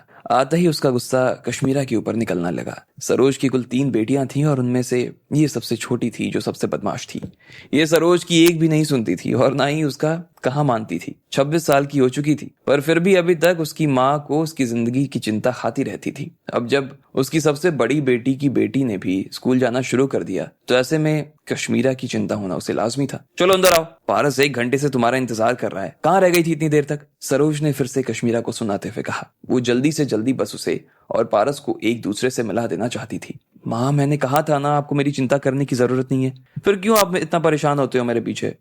कश्मीरा ने पूछा। अपनी माँ के मुंह से आते ही ऐसी बातें सुनकर उसे बड़ा अजीब लग रहा था। वो इतने दिनों बाद अपने घर आई थी और फिर भी उसकी माँ उसे गले तक नहीं लगा रही थी। अच्छा, अब अगर मुझे मेरी बेटी की चिंता नहीं होगी तो फिर मेरी बेटी की चिंता और कौन करेगा भाई? अगर तू पहले ही कोई ढंग का लड़का अपने साथ ले आती ना तो तेरी माँ को नहीं थी चिंता करने की जरूरत नहीं पड़ती। मैं तो आराम से तीर्थ करने निकल जाती। सरोज ने जरा घबराते हुए कहा। उसे सच में कश्मीरा की बड़ी चिंता हो रही थी और साथ में गुस्सा भी आ रहा था। उसकी बेटी इतनी बड़ी हो गई थी फिर भी वो अपनी माँ से कह रही थी कि उसकी चिंता करने की जरूरत नहीं थी। ऐसा सुनते ही सरोज की तो भौहें तन गई। अगर उसका ऐसा ही रवैया रहता तो उसकी माँ भी जो लड़का उसके लिए ढूंढ कर लेकर आई थी ना, उसके साथ भी उसकी जमने वाली नहीं थी। कश्मीरा ने इधर अपनी माँ की बातें सुनकर अपने होठों को भींच लिया और फिर खींच कर लकी को आगे कर दिया, जो कि उसके बगल में ही खड़ा था और उसके ऊपर अभी तक उसकी माँ की नजर नहीं गई थी। नमस्ते आंटी, लकी ने इधर से उधर थोड़ी अजीब मुस्कान बनाते हुए कहा। तुम कौन हो? सरोज ने उसकी तरफ देखते हुए पूछा। उसकी शक्ल देखकर ही वो असमंजस में पड़ गई। उसके कपड़े देखकर लग रहा था जैसे वो किसी बड़े घर का बेटा था और दिखने में काफी सुंदर भी नजर आ रहा था। और जिस तरह से वो सरोज की तरफ देखकर मुस्कुरा रहा था, उससे देखकर तो यही लग रहा था कि लड़का काफी पोलाइट है। इसलिए सरोज ने एक बार के लिए उसे ऊपर से नीचे तक देखा और बोली, माँ, ये मेरा ना बॉयफ्रेंड है लकी। कश्मीरा ने एक बार के लिए लकी की तरफ देखा और अपनी माँ की तरफ देखते हुए बोली, क्या तेरा बॉयफ्रेंड है ये? कश्मीरा उसकी बातें सुनकर ही चौंक गई थी। अगर कश्मीरा ने लकी के वक्त रहते कपड़े नहीं बदले होते तो आज शायद सरोज अपनी जगह पर ही गिरकर बेहोश हो चुकी होती। लेकिन ये तो अच्छा था कि लकी अच्छा दिख रहा था। उसे देखकर ऐसा लग रहा था कि उसके परिवार की हालत भी काफी सही होगी। इधर जैसे ही कश्मीरा ने लकी का इंट्रोडक्शन अपनी माँ को दिया, उसे भी खांसी आ गई। आओ लकी, अंदर चलते हैं, कश्मीरा ने कहा और वो लकी को अपने साथ अंदर ले आई। हेलो कश्मीरा, मेरा नाम पारस है। पारस, जो कि पीछे ही कमरे में खड़ा था, उसने कश्मीरा को देखकर मुस्कुराते हुए कहा और थोड़ा सा नीचे झुक गया। वो कश्मीरा को देखते ही काफी उत्साहित हो गया था। जितना कश्मीरा तस्वीरों में सुंदर नहीं थी, उससे ज्यादा तो वो सामने से सुंदर नजर आ रही थी। हेलो, कश्मीरा ने उसकी बात का बहुत ही ठंडा सा जवाब दिया। फिर उसने लकी को सोफे पर बैठाया और फिर वो अपने पिता की तस्वीर की सामने अगरबत्ती जलाने के लिए अंदर कमरे में चली गई। पारस देखो, इतने में सरोज ने पारस की तरफ देखते हुए कहा। अपनी बेटी की वजह से उसे थोड़ा अजीब महसूस हो रहा था। कश्मीरा ने पहले ये बात कह दी कि उसका बॉयफ्रेंड लकी था और लकी खुद भी एक अच्छे परिवार से आता हुआ नजर तो आ रहा था। अब ऐसे में वो जबरदस्ती अपनी बेटी को पारस की दिशा में नहीं धकेल सकती थी। लेकिन इससे पहले कि वो कुछ कहती, वो एक बार के लिए फिर से सतर्क हो चुकी थी। उन्हें मालूम नहीं था कि आखिर दोनों में से ज्यादा अमीर कौन था, और अगर ये बात ऐसे साफ शब्दों में बता देती तो पारस को बुरा लग सकता था। अरे नहीं नहीं आंटी, ऐसी कोई बात नहीं है। इधर से पारस ने सरोज को शांत करवाने की कोशिश करते हुए कहा। ऐसा नहीं था कि सरोज और कश्मीरा के बीच में दरवाजे पर जो बात हो रही थी उसे पारस ने सुना नहीं था, उसने सब सुन लिया था। और फिर जब उसने कश्मीरा जैसे अतः खूबसूरत लड़की की तरफ देखा तो वो कश्मीरा को लकी के हाथ से छुड़वाने के लिए बेताब हुए जा रहा था। उसकी नजर में तो वो कश्मीरा को कब का अपना बना चुका था। पारस ने लकी को दुश्मनी भरी नजरों से देखा। फिर वो लकी के कपड़ों को देखने लगा। फिर उसने उसके ऊपर से नीचे तक देखा और फिर मन ही मन ना जाने क्यों सोचकर गर्दन हिलाने लगा। उसकी आंख में एक अजीब सी हंसी थी, जिसे वो लकी का मजाक उड़ाने के लिए हंस रहा था। इधर लकी ने फिर से अपने आप को देखा, लेकिन उसे कहीं भी देखकर अजीब नहीं लग रहा था, इसलिए उसे कोई फर्क नहीं पड़ रहा था। कश्मीरा फिर से लिविंग रूम में आई और आकर लकी के पास बैठ गई। कश्मीरा, लकी और तुम्हारे बीच में दोस्ती कब हुई? इस बारे में तो तुमने मुझे कभी बताया भी नहीं। मैं बाहर जाकर सबको थोड़ी बता दूंगी कि क्या सही है क्या नहीं। कश्मीरा ये बात अपने लिए नहीं बल्कि पारस के लिए पूछ रही थी। वो अपनी बात से ये दिखाने की कोशिश कर रही थी कि उसे इस बात में जानकारी नहीं थी कि वो और लकी एक दूसरे से प्यार कर रहे थे। वो पारस की नजर में बुरी नहीं बनना चाहती थी। हम, कश्मीरा ने कहना शुरू किया, लेकिन बात शुरू करने से पहले ही उसने एक बार लकी की तरफ देखा। वो दोनों एक दूसरे की आंखों में हल्की हल्की सी झिझक साफ देख पा रहे थे। काफी महीने हो गए हैं ना, और हम तो अब दोस्त से भी आगे हैं, कश्मीरा ने शर्माते हुए कहा और अपने बालों की लट को पीछे की तरफ खोस दिया। अच्छा तो लकी, अब तुम ये बताओ कि तुम्हारी फैमिली क्या करती है? सरोज ने बड़े ही बेशर्मी के साथ सीधा लकी से ये सवाल किया। अब मामले को वो तह तक ले जाना चाहती थी और लकी और पारस के बीच में कंपैरिजन करके देखना चाहती थी कि दोनों में बेहतर कौन था और किसके साथ कश्मीरा को फिट किया जा सकता था। वो अपनी बेटी के भविष्य के लिए इस मौके को किसी भी हाल में होना तो नहीं चाहती थी। अब इधर लकी को भी समझ नहीं आ रहा था कि वो इस सवाल का क्या जवाब दे। अब क्या होने वाला था आगे? क्या सच में सरोज लकी को पसंद कर लेती या कश्मीरा फंस जाती पारस के साथ? आपको क्या लगता है, क्या होंगे इन सभी सवालों के जवाब? कमेंट बॉक्स में कमेंट करके हमें जरूर बताएं। लकी की पहचान सब लोगों के सामने आ गई थी। जो कपड़े उसने पहने हुए थे वो किसी के नहीं बल्कि पारस के ही कंपनी के थे और पारस ने उन्हें एक बार में ही पकड़ लिया था। इसके बाद सब लोगों के बीच में खूब कहासुनी हुई और लकी सिर्फ उन्हें बैठकर देखे जा रहा था। कश्मीरा बार बार पारस को अपने घर से चले जाने के लिए कह रही थी, लेकिन पारस वहां से हिलने का नाम तक नहीं ले रहा था। इतने में सरोज ने लकी से कहा कि अगर वो इस घर के अंदर रहना चाहता था तो उसे यहाँ का बाथरूम साफ करना था। लकी ने मना नहीं किया और वो बाथरूम साफ करने के लिए अंदर चला गया। इधर कश्मीरा ने अपनी जेब से अपना फोन निकाल लिया और उसके बाद उसने भी सरोज और पारस से कुछ नहीं कहा। उसने उसका मकसद तो पूरा ही कर लिया था और अब सरोज और पारस दोनों को कम से कम इस बात का पता चल गया था कि लकी उसका बॉयफ्रेंड था और अब सरोज चाहकर भी कश्मीरा को पारस के साथ नहीं भेज सकती थी। तभी फिर से दरवाजे की घंटी बजी। सरोज अपनी जगह से उठी और दरवाजे खोलने के लिए चली गई। वहां पर दो लोग दरवाजे के सामने खड़े थे। उनमें से एक सरोज की बड़ी बेटी और दूसरी उसका दामाद था। उसका नाम गजराज और सुधा था। उनके पीछे एक तीसरी लड़की भी खड़ी थी जो कि कोयल थी। ये और कोई नहीं बल्कि वही कोयल थी जो लकी के साथ पढ़ा करती थी और ये गजराज और सुधा कोई नहीं बल्कि वही लोग थे जो कल लकी से उसका बंगला किराए पर लेने के लिए आए थे। माँ, नानी, अरे तुम लोग सब कब आ रहे हो? और कोयल, तुम्हारे मम्मी पापा कहाँ है? वो नजर नहीं आ रहे? जैसे ही सरोज ने इन सब लोगों को अपने सामने देखा तो उनका मूड पहले से थोड़ा सा ठीक हो गया। अरे नानी, वो क्या हुआ ना कि मेरे पापा से ना कंपनी में चीजें ठीक से संभल नहीं पा रही तो मम्मी दादी जी को हॉस्पिटल लेकर गई हुई हैं। अब इतने दिनों से ना मम्मी ही दादाजी का ध्यान रख रही हैं और पापा काम में लगे हुए हैं, इसलिए घर में अकेली वही बची हैं। तो मैं यहाँ आपसे मिलने के लिए आ गई। मैंने मौसी को बोला कि आप मुझे दिल्ली यूनिवर्सिटी पर ना लेने के लिए आ जाओ, तो ये मुझसे लेने के लिए आ गई। सरोज ने कोयल की तरफ देखा और फिर बड़बड़ाते हुए बोली, तुम्हारे माँ बाप भी बहुत खूब है यार, अब वो अपने बाप की बरसी पर ही नहीं आ रहे। अरे नानी, सच में ऐसा कुछ नहीं है। आपको क्या लगता है अगर किसी को नहीं आना होता तो मैं क्यों आती? मैं तो आई हूं ना। और अगर आपको लगता है कि मेरा आना पूरा नहीं है तो मैं वापस चली जाती हूँ और अपने मम्मी पापा को भेज देती हूँ। कोयल ने सरोज को चिढ़ते हुए कहा। सरोज देख रही थी कि कोयल काफी चालाक हो गई थी। क्या बात है, तुम तो बहुत चालाक हो चुकी हो कोयल। चलो, अब अपनी नानी के सामने ज्यादा बनने की जरूरत नहीं है। वैसे भी तुझे मालूम नहीं है कि मैं तुझे कितना याद कर रही थी। अब जल्दी से अंदर आ, नाना जी की तस्वीर के सामने अगरबत्ती आकर जला जा। सरोज ने कोयल के गाल खींचते हुए कहा और फिर गजराज और सुधा की तरफ देखते हुए बोली, तुम लोग क्या कर रहे हो? अंदर आओ। फिर उसने सुधा को देखा। वो सुधा और उसके पति को शुरुआत से ही काफी पसंद करती थी। वो जानती थी कि गजराज काफी मेहनती आदमी था। फिर जब कोयल अंदर आई तो उसने देखा कि कश्मीरा वहां पर पहले ही पहुंच चुकी थी। वो कोयल को काफी आश्चर्य हुआ था। वो सुधा के साथ अंदर गई और अपने नाना जी की तस्वीर के सामने अगरबत्ती लाकर जलाई। उसके बाद कोयल और कश्मीरा एक साथ बैठ गए। उसके पास में सुधा और गजराज भी बैठे हुए थे। माँ, ये कौन है? सुधा ने जब पारस को देखा तो उसने सरोज से पूछा।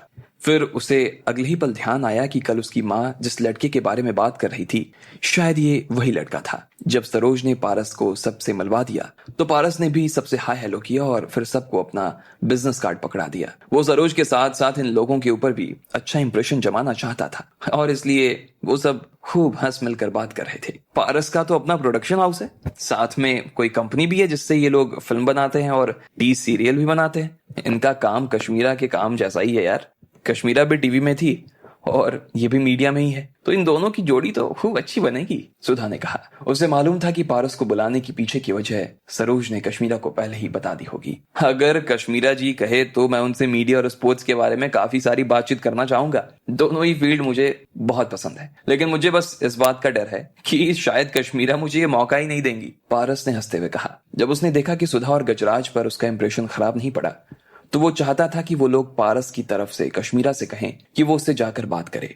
जैसे ही पारस ने अपनी बात खत्म की, सुधा उसे घूरते हुए देखने लगी और उसके मन में उसके लिए जो कड़वाहट थी वो और ज्यादा बढ़ गई। अच्छा, मैं समझी नहीं कि तुम।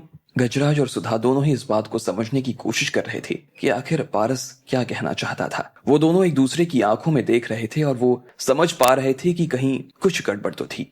कश्मीरा ने अपने लिए एक लड़का ढूंढ लिया है, सरोज ने काफी भारी दिल से कहा। क्या सच में कश्मीरा, तुमने लिए एक नया लड़का ढूंढ लिया है? कोयल, सुधा और गजराज यह खबर सुनते ही चौंक गए। फिर सुधा ने तुरंत पूछा, कौन है वो लड़का, काम क्या करता है? यह सवाल सुनते ही फिर से सरोज ने एक भारी और गहरी सांस ली और तनी हुई भौहें से कश्मीरा की तरफ देखने लगी। इसमें इतना खुश होने की बात नहीं है। जो लड़का इसने पसंद किया है ना, एक नंबर का झूठा आदमी है। वो अभी हमारे साथ घर पर आया, सारे नकली कपड़े और नकली घड़ियां पहनकर। हमें ये दिखाना चाहता था कि बहुत अमीर था, लेकिन उससे बड़ा फटीचर आदमी मैंने आज तक देखा नहीं। उसने मुझे आकर पता है क्या कहा कि उनके बाप की ना कोई इंटरनेट की कंपनी है जिसे वो दिन रात संभालता है। हर साल 200-300 करोड़ का टर्नओवर भी है। वो तो अच्छा हुआ कि पारस ने उसे वक्त रहते ही पकड़ लिया, वरना धोखा खा जाती आज तो मैं। क्या? तो आपने उसे भगा दिया? सुधा ने पूछा। नहीं यार, भगाया नहीं है। हालांकि मैं चाहती तो यही थी कि उसे यहाँ से लात मारकर बाहर निकाल दूं, लेकिन ये कश्मीरा मुझसे लड़ी जा रही थी, जिद पर ही अड़ गई। बोली ये जैसा भी है मुझे पसंद है, शादी उसी से करूंगी। वो खुद भी बहुत ढीठ है। इतना सब हो जाने के बाद ना खुद भी यहाँ से नहीं गया, जैसे मुझे मारकर ही दम लेगा। सरोज ने जानबूझकर कश्मीरा को सुनाते हुए लकी को ताना मारा।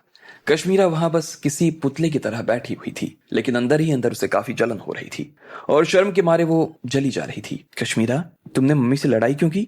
मम्मी जो कह रही है वो तुम्हारे भले के लिए तो कह रही है ना, तो फिर तुम उनके साथ लड़ाई कैसे कर सकती हो? सुधा ने कश्मीरा को सुनाना शुरू कर दिया था और खूब बोलते जा रही थी, लेकिन कश्मीरा सिर्फ उसकी बातें सुन रही थी और कोई जवाब नहीं दे रही थी। वो कुछ नहीं कह रही थी। वो जानती थी कि इस वक्त उसका कुछ कहना सही नहीं था, इसलिए वो चुप थी। ठीक इसी वक्त बाथरूम में से कुछ आवाज आने लगी। सोफा बाथरूम के पास ही लगा था, इसलिए वहां पर आने वाली आवाजें यहाँ पर साफ सुनाई देती थी। सुधा ने सरोज की तरफ देखते हुए पूछा, अंदर बाथरूम में कौन है? और कौन होगा, वही धोखेबाज मक्कार है अंदर। वो अभी यहाँ पर ही है? सुधा ने पूछा और फिर अपनी जगह से उठकर बाथरूम की तरफ जाने लगी। वो खुद भी अपनी आंखों से देखना चाहती थी कि आखिर ऐसा कौन सा मक्कार था जिसे उसकी बहन अपने लिए पसंद करके लेकर आई थी।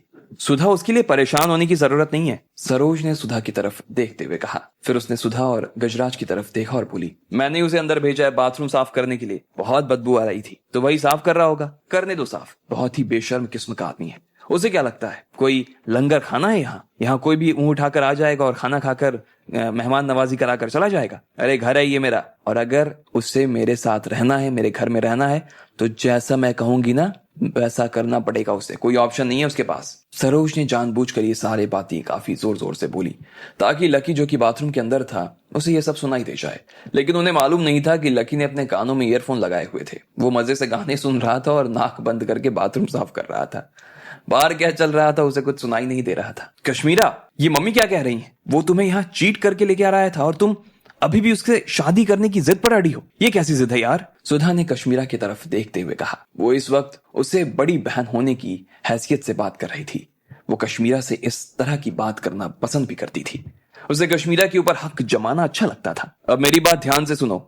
आज के आज, अभी के अभी उस आदमी से अपने रिश्ते खत्म करो, वरना वो तुम्हें बर्बाद करके रख देगा। याद रखना, अब हम सब के पास उतना टाइम नहीं है कि हम तुम्हारा ध्यान रखें। अगर कल को तुम्हारे साथ कुछ हो गया तो हम लोग भी क्या कर सकेंगे? अच्छा, वैसे एक बात बताना, मैंने आपको कब परेशान किया? कश्मीरा ने बड़ी मुश्किल से अपने गुस्से को दबाते हुए अपनी बहन से पूछा। अरे ये किस तरह का एटीट्यूड है तुम्हारा? मैं जो कह रही हूँ तुम्हारे खुद के भले के लिए कह रही हूँ ना यार। सुधा ने भी फिर से समझाते हुए उससे कहा, लेकिन जैसे ही उसने कश्मीरा के मुंह से ये बात सुनी तो उससे भी गुस्सा आ गया। कश्मीरा पहले कभी उससे ऐसी बात नहीं करती थी, लेकिन आज उसे ये क्या हो गया था कि उसे समझ नहीं आ रहा था। अरे छोड़ो ना तुम वो सब बातें। सरोज ने सुधा को बीच में ही रोक दिया और फिर उसने अपनी धीमी आवाज में और आगे बोला, ये उस लड़के के प्यार में ना पागल हो गई है, जैसे ही उसने इसके ऊपर जादू चला दिया हो कोई।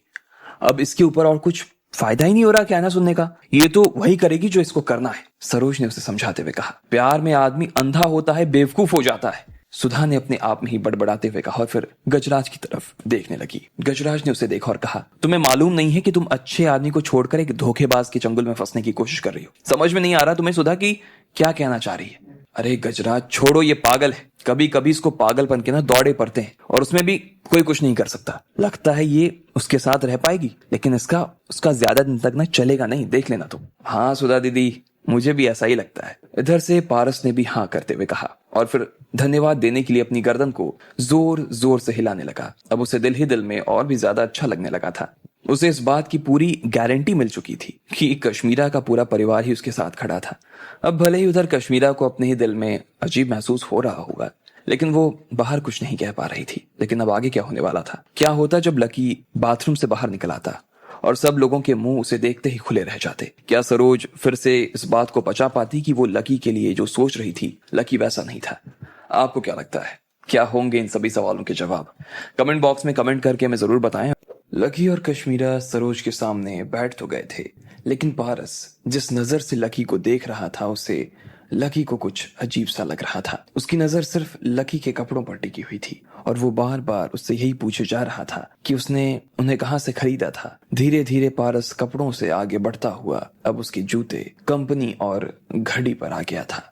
लकी को समझ नहीं आ रहा था कि वो अपना बचाव कैसे करे। इधर खुद कश्मीरा को भी लगने लगा कि वो बुरी तरह से फंसने वाली थी, इसलिए उसने पारस को घर जाने की धमकी दे दी। लेकिन पारस उन्हें इतनी आसानी से छोड़ने वाला नहीं था। सरोज को भी अब उसके ऊपर शक हो रहा था, और जैसे ही उन्होंने उसकी घड़ी देखी तो बोली, क्या ये घड़ी नकली है? डमी घड़ी है ये? सरोज ने लकी और कश्मीरा की तरफ देखते हुए कहा। वो चौंक गई थी। लकी की शक्ल पर 12 बज चुके थे और इधर कश्मीरा भी कुछ कहने की स्थिति में अब नहीं रह गई थी। वो अपनी माँ से आंख तक नहीं मिला पा रही थी। अरे आंटी, ये सिर्फ घड़ी नकली नहीं है, इसके अलावा ये कपड़े, जूते और ये सब नकली है। सब के सब जो इसने पहन रखा है सब नकली है। पारस ने लकी की तरफ आगे बढ़ते हुए कहा और उसकी शर्ट पकड़ ली। क्या? सरोज का तो दिल ही बैठ गया। उन्हें ऐसा लगने लगा जैसे उन्हें चक्कर आ रहे हो। फिर लकी का चेहरा उन्होंने देखा और उसे देखते ही वो समझ गई कि पारस उनसे सच बोल रहा था। फिर उन्होंने कश्मीरा की तरफ देखा और उनकी आंखों में फिर से वही गुस्सा उतर आया। कश्मीरा के लिए उसकी माँ की आंखें देखकर सांस ले पाना भी अब मुश्किल हो रहा था।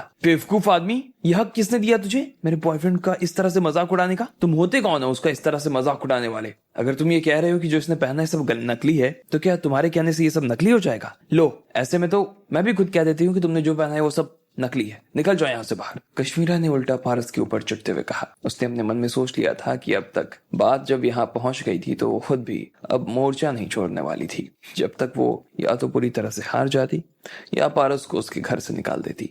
कश्मीरा, तुम मेरी बात समझने की कोशिश क्यों नहीं कर रही हो? ये आदमी तुम्हें धोखा दे रहा है। मैं सच बता रहा हूँ, ये शक वाली बात है ही नहीं यार। मैं कंफर्म कह रहा हूँ ये तुम्हें धोखा दे रहा है। तुम्हें कह रहा हूँ ये जो नकली कपड़े हैं इसने पहन रखे हैं। पारस ने कहा और लकी की कॉलर खींचकर उसके पीछे का टैग देखने लगा।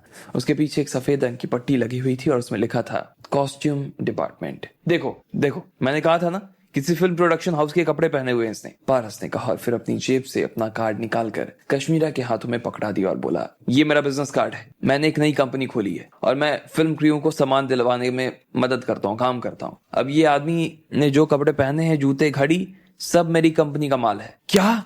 अचानक से कश्मीरा के होश उड़ गए। उसे अपने कानों पर तो विश्वास नहीं हो रहा था। उसे ऐसा लग रहा था कि उसके कान में किसी ने बम फोड़ दिया। उसका दिमाग एक बार में ही सुन पड़ गया। इसके बाद उसके पास में कहने के लिए कुछ और बाकी नहीं रह गया।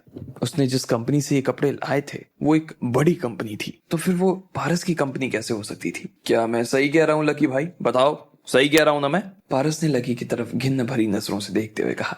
इधर आओ। सरोज ने भी कश्मीरा की तरफ देखते हुए कहा। उन्हें कश्मीरा के ऊपर बहुत गुस्सा आ रहा था।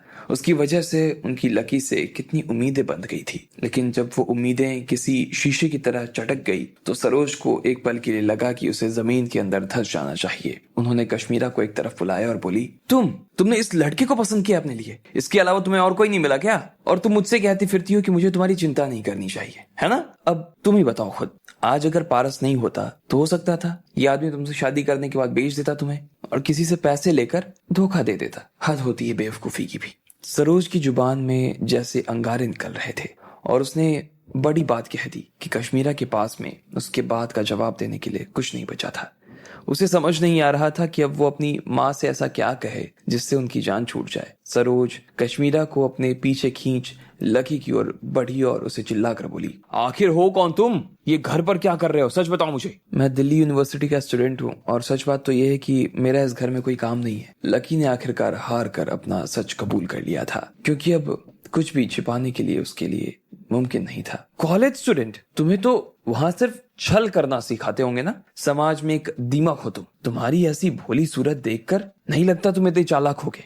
सरोज लकी की ओर उंगली उठाकर उसे फटकार लगा रही थी। तुम अभी मेरे घर में कैसे खड़े हो? निकलो। तुम्हें निकल जाना चाहिए, समझ नहीं आता? मैं मदद कर देती हूँ। ऐसा कहकर सरोज लकी को बाहर की तरफ खींचने लगी। आप क्या कर रहे हो? उसे धक्का मत दो। कश्मीरा उसकी माँ और लकी के बीच में आ जाती और सरोज को जबरदस्ती रोक देती है। अगर सरोज ने लकी को वहां से निकाल दिया तो कश्मीरा को फिर से पारस से ही शादी करनी होगी, जिससे वो बिल्कुल मंजूर नहीं था। पागल लड़की, तुझे समझ नहीं आ रहा? दुष्ट आदमी है ये। क्या तुम अभी भी इसके घर में रहना चाहती हो? ये कहकर सरोज लकी को घूर रही थी और फिर उस पर हाथ उठाना शुरू कर दिया। निकल जा यहाँ से कमीने। मेरी बेटी से दोबारा छल करने की हिम्मत मत करना। निकल जा। आप उसे क्यों मार रहे हो? हाथ मत उठाओ उस पे, कश्मीरा ने कहा और उन दोनों के बीच आकर लकी को गले लगा ली ताकि सरोज उसे मार न सके। कश्मीरा? सरोज का गुस्सा अब 7वें आसमान में था। यह आदमी झूठा है, तुम फिर भी इसकी तरफदारी कर रही हो? तुम अभी भी ये चाहती हो कि ये तुम्हारे साथ धोखा करे, तुम्हें कंगाल करे, तुम पर मेरे सारे पैसे ना बर्बाद करने से। उफ, मुझे समझ नहीं आ रहा क्या बोलूं मैं तुझे। जी हाँ, कश्मीरा ने आज तक इससे पहले अपनी माँ से इस तरह से बात नहीं की थी, लेकिन आज तो वो इस हद तक जाने की भी नहीं सोच रही थी। मैं उसे बहुत पसंद करती हूँ, अपनी जान से भी ज्यादा। अब चाहे वो मुझसे झूठ बोल रहा हो या सच बोल रहा हो, मुझे इस बात से फर्क नहीं पड़ता। मैं अपनी जिंदगी में इसके अलावा और किसी से शादी नहीं करूंगी, मतलब नहीं करूंगी। इसलिए आपको मेरी और चिंता करने की जरूरत नहीं है। अगर आप मेरे लिए अंबानी का बेटा भी लेकर आ जाओगे ना, तब भी मैं उसकी तरफ नहीं देखूंगी, कश्मीरा ने कहा। कश्मीरा! सरोज ने कश्मीरा को दांत गुस्से में भींच कर देखते हुए कहा, लेकिन इसके आगे वो खुद भी कुछ नहीं कर सकती थी। उनकी शक्ल देखकर ऐसा लग रहा था जैसे उसे हार्ट अटैक आने वाला था। उनकी ऐसी हालत देखकर कश्मीरा की हालत खराब हो गई। वो देख पा रही थी कि उसकी वजह से उसकी माँ का क्या हाल हो गया, लेकिन फिर भी उसे मालूम था कि ये लड़ाई वो अपने लिए लड़ रही थी और इस लड़ाई को लड़े बिना उसके पास और कोई चारा भी नहीं था। आंटी, आपको ज्यादा परेशान होने की जरूरत नहीं है। हमें सबसे पहले आपके शरीर का ध्यान रखने की जरूरत है। कश्मीरा, प्लीज मेरी बात सुनो। ये आदमी तुम्हारे लिए बिल्कुल ठीक नहीं है। जितना दूर रह सकती हो इससे उतना दूर रहने की कोशिश करो, प्लीज। पारस ने सरोज को संभाला और कश्मीरा को फिर से समझाने की कोशिश करते हुए कहा, साले, तुझे क्या लगता है मैं अभी तेरे जैसी आदमी की बात सुन लोगी? चुपचाप निकल जा मेरे यहाँ से। कश्मीरा ने पारस को हड़काते हुए कहा, ठीक है, मैं आगे से तुमसे कुछ नहीं कहूंगा। पारस ने अपना मुंह बंद कर लिया, लेकिन इसका यह मतलब नहीं था कि वो उसके घर से निकल जाने वाला था। वो अभी भी वहीं रुका हुआ था और सरोज को अपने साथ लेकर सोफे पर बैठ गया। वो उन्हें ठीक करने की कोशिश कर रहा था। लकी को अंदाजा नहीं था कि मामला इस हद तक बिगड़ जाएगा, वरना वो ऐसा कोई कदम नहीं उठाता। उसे अब कश्मीरा के ऊपर बहुत गुस्सा आ रहा था और उसने उसी तरह से कश्मीरा को देखा। कश्मीरा ने भी अपना सिर उसे देखकर हाँ में हिला दिया। उसका इशारा साफ था, वो जो कह रही थी सही कह रही थी और उसमें लकी को उसका साथ देने की जरूरत थी। लगभग 20 मिनट के बाद सरोज की हालत स्थिर हो गई। पारस, आज तुम मेरे यहाँ खाना खाने के बाद ही जाओगे। तुम चिंता मत करो। अभी भले ही तुम्हें ऐसा लग रहा होगा कि मेरी बेटी तुम्हारे साथ बदतमीजी कर रही है, लेकिन बाद में मैं इसे ठीक कर दूंगी। तब तक तुम बस आते रहना और देखना वो दिन दूर नहीं जब मैं तुम्हें अपनी बेटी के साथ डेट पर भेजूंगी, सरोज ने कहा। उसकी आंखों से ये बात छुपी हुई नहीं थी कि पारस को कश्मीरा ने बुरी तरह से डांटा था और उसे कितना कुछ सुनाया था। वो उसे जाने नहीं देना चाहती थी। सरोज अब पारस को पसंद करने लगी थी। तुम बस इंतजार करते रह जाओगे। मैं लकी को पसंद करती हूँ और करती रहूंगी। इधर कश्मीरा ने पारस को देखते हुए कहा और फिर लकी की तरफ देखते हुए बोली, अगर मुझे लकी के साथ मिलकर भीख भी मांगनी पड़ी ना, तो मैं उसके लिए तैयार रहूंगी। लेकिन एक बात तुम्हें बता देती हूँ, मैं कभी तुमसे प्यार नहीं करूंगी। अगर तुम ये सपना देख रहे हो तो भूल जाना। नहीं, कोई बात नहीं है पारस, तुम्हें उसकी बात सुनने की जरूरत नहीं है। मैं हूं ना, मैं जो कह रही हूं उस पर ध्यान दो। उसकी बात सुनने की जरूरत नहीं है। फिर से सरोज ने पारस के कंधे पर हाथ रखा और उसे देखकर मुस्कुराने लगी। अब पारस अपने मन मन में मुस्कुरा रहा था और सोच रहा था, अब जब मैंने सासू माँ को ही फंसा लिया है तो फिर मुझे बेटी को भी फंसाने में ज्यादा देर तो नहीं लगेगी। और तुम चुपचाप जाकर उस कोने में खड़े हो जाओ। हमारे घर के अंदर पैर रखने की हिम्मत करने की जरूरत नहीं है तुम्हें, समझे? सरोज ने लकी की तरफ उंगली दिखाते हुए कहा। अगर वो इस धोखेबाज आदमी से छुटकारा नहीं पा सकती थी तो फिर उसे इतनी आसानी से जाने देने वाली भी नहीं थी। सरोज ने लकी को बाथरूम की तरफ जाने का इशारा किया और बोली, जाओ, जाकर बाथरूम साफ करो। मम्मी, आपको नहीं लगता ये ज्यादा हो रहा है कुछ? कश्मीरा ने गुस्से में अपनी माँ की तरफ देखते हुए कहा। क्या? मैं बहुत ज्यादा कर रही हूँ? अच्छा, अगर तुम्हें बाथरूम साफ करना नहीं है तो चुपचाप मेरे घर से बाहर निकल जाओ। मम्मी! कश्मीरा ने फिर से अपनी मम्मी के ऊपर चिल्लाते हुए कहा और वो फिर से अपनी माँ से लड़ाई करनी शुरू कर दी। नहीं, छोड़ो कश्मीरा। कश्मीरा, छोड़ो, कोई बात नहीं। लकी ने कश्मीरा का हाथ पकड़ा और उसे सिर ना में हिला दिया। उसके बाद उसने पारस को देखा और जो उसे देखकर हंस रहा था। फिर सरोज को देखा जो कि उसे कुछ खाने के लिए तक नहीं पूछ रहा था। आखिर में लकी ने कश्मीरा की तरफ देखा और कहा, मैं चला जाता हूँ, और वो बाथरूम की तरफ जाने लगा। अच्छे से साफ करना, कोई भी दाग नजर नहीं आना चाहिए। अगर मुझे एक भी दाग दिखाई दिया ना तो मैं घर से बाहर निकाल दूंगी, सरोज ने लकी की तरफ चिल्लाते हुए कहा। तब तक लकी बाथरूम की तरफ पहुंच चुका था। अब आगे क्या होने वाला था? क्या सच में लकी बाथरूम साफ करने वाला था या फिर वो वहां से निकल जाने वाला था? कैसे बचाती कश्मीरा अपने आप को पारस से? आपको क्या लगता है, क्या होंगे इन सभी सवालों के जवाब? कमेंट बॉक्स में कमेंट करके हमें जरूर बताएं। लकी को इस बात से कोई फर्क नहीं पड़ रहा था कल बाहर उसके बारे में क्या बातें हो रही थी। वो अंदर अपने काम में लगा हुआ था, लेकिन उसे मालूम नहीं था कि कश्मीरा इतनी बड़ी आफत में फंस चुकी थी। न सिर्फ उसकी माँ उसे नौकरी जाने की वजह से बहुत कुछ सुना चुकी थी, बल्कि अब तो गजराज और सुधा भी उसका लकी से पीछा छुड़वाने के लिए उसके पीछे पड़ गए थे। गजराज से रहा नहीं जा रहा था और वो सीधा उठकर बाथरूम की तरफ जाना शुरू कर चुका था। हाँ, तुम सही कह रहे हो, इसके साथ में तो ऐसा ही होना चाहिए और उसके साथ में किसी तरह की ना कोई दया दिखाने की जरूरत नहीं है। बाहर लाकर पीट डालो उसे। बस इस चीज का ध्यान रखना कि गुस्से में बस बह मत जाना तुम। अगर उसे कुछ हो गया तो तुम्हारे लिए मुसीबत हो जाएगी। इसलिए जाओ और चुपचाप जाकर उसे इतना धमका दो कि वो खुद ब खुद कश्मीरा की जिंदगी से दूर चला जाए। सरोज ने गजराज को समझाते हुए कहा। उसे लग रहा था कि अब सिर्फ गजराज ही इस समस्या का हल कर सकता था। गजराज जी, मैं भी आपके साथ आता हूँ। अगर उस आदमी ने आपके साथ में कुछ उल्टा सीधा किया तो वो आपकी बात सुनकर बाहर नहीं आया तो मैं उसे छोड़ने वाला नहीं हूँ। मैं तो उसकी बैंड बजा दूंगा। इधर पारस भी उन सबको इम्प्रेस करने के लिए गजराज के साथ आ गया था। उसमें उसका फायदा साफ था। वो गजराज के कंधे पर रखकर बंदूक चलाना चाहता था। जैसे ही वो बंदूक चलाता, पारस का रास्ता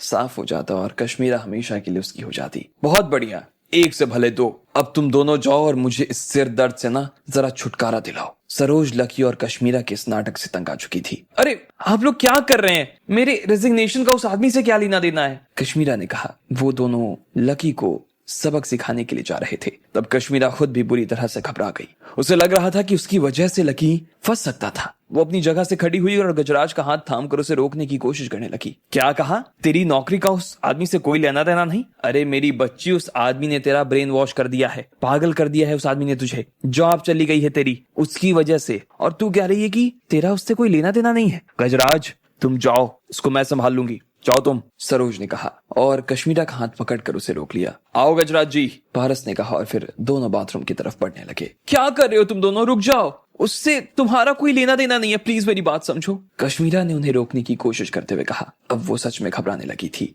वो पारस और गजराज का हाथ पकड़कर उन्हें रोकने की कोशिश कर रही थी, लेकिन पीछे से सुधा और सरोज ने उसे रोक लिया था। कश्मीरा उनसे बचने की कोशिश भी किए जा रही थी। वो चाह रही थी कि उन दोनों से अपना हाथ छुड़ाकर उन दोनों को बाथरूम पहुंचने से पहले रोक ले, लेकिन वो दोनों की ताकत के आगे हार मान चुकी थी। अब और जोर लगा पाना उसके बस में नहीं था। छोड़ो मुझे, छोड़ो, जाने दो, रुको यार, वापस आओ, तुम दोनों वापस आ जाओ, उससे तुम्हारा कोई लेना देना नहीं है। कश्मीरा उनके हाथों से छूटने के लिए लगभग लड़ पड़ी थी और पूरे जोश से अपने हाथ पैर फेंक रही थी, लेकिन फिर भी वो दोनों उसे छोड़ने के लिए राजी नहीं थे। लकी, लकी वापस आ जाओ, जल्दी आओ और भागो। तुम इतनी डरी हुई इसलिए नजर आ रही हो क्योंकि तुम इस बात को मानती हो कि तुम्हारे साथ जो कुछ हुआ वो उस लड़के की वजह से हुआ है। सुधा ने पीछे से कश्मीरा को गले लगा लिया और उसके कान में जोर से कह दिया, ये जो लड़का आज तुम्हारे साथ में हमारे घर आया हुआ है, तुम्हें क्या लगता है ये इतनी आसानी से यहाँ से चला जाएगा? गजराज के हाथों से उसका बचना मुश्किल है। फिर उसने अपने पति गजराज की तरफ देखा और चिल्लाते हुए बोली, गजराज, कश्मीरा मान गई है। वो खुद अपनी जुबान से कह रही है कि उस लड़के ने उसे ये सब करने के लिए उकसाया था। अब उसके साथ बात करने की गुंजाइश नहीं बची। उसे पकड़ो और सीधा एक्शन लो, सुधा ने कहा। इधर कोयल भी घबराई हुई थी। बाकी लोगों के बीच वो खड़ी थी। उसे समझ नहीं आ रहा था कि इस मौके पर उसे क्या करना चाहिए। जब उसने देखा कि घर के तीन बड़े आपस में लड़ रहे थे तो कोयल अपने आप में बहुत बेबस महसूस कर रही थी और उसने बेबसी में कहा, अरे आप लोग लड़ना बंद कर दो यार, प्लीज आप सब ऐसे लड़ना बंद करो। उधर पारस और गजराज बाथरूम के दरवाजे तक पहले पहुंच चुके थे और उन्होंने दरवाजा खोल दिया। उन्होंने देखा कि एक जवान लड़का पीठ उनकी दिशा में करके उनकी आंखों के सामने खड़ा था। वो मजे से गाने सुन रहा था और उसने अपने हाथों में प्लास्टिक के दस्ताने पहने थे। वो टॉयलेट की सफाई कर रहा था और उसके पास एक बाल्टी रखी थी। साले, तू तो जानबूझकर अपने कानों में ये डालकर लगाकर बैठा है ना, ताकि तू ये नाटक कर सके कि तुझे हमारी आवाज नहीं आ रही। साले तेरी, रुक, गजराज ने कहा, लेकिन लकी अभी भी टॉयलेट ही साफ कर रहा था। पारस, छोड़ना नहीं है आज इसको, गजराज ने पारस की तरफ देखकर अपनी गर्दन उठाते हुए कहा और फिर दोनों अपनी गुस्से भरी नजरों से देखते उस लड़के की तरफ बढ़ने लगे। पारस, छोड़ना नहीं है इसे आज, गजराज ने पारस को बाल्टी की तरफ इशारा करते हुए कहा।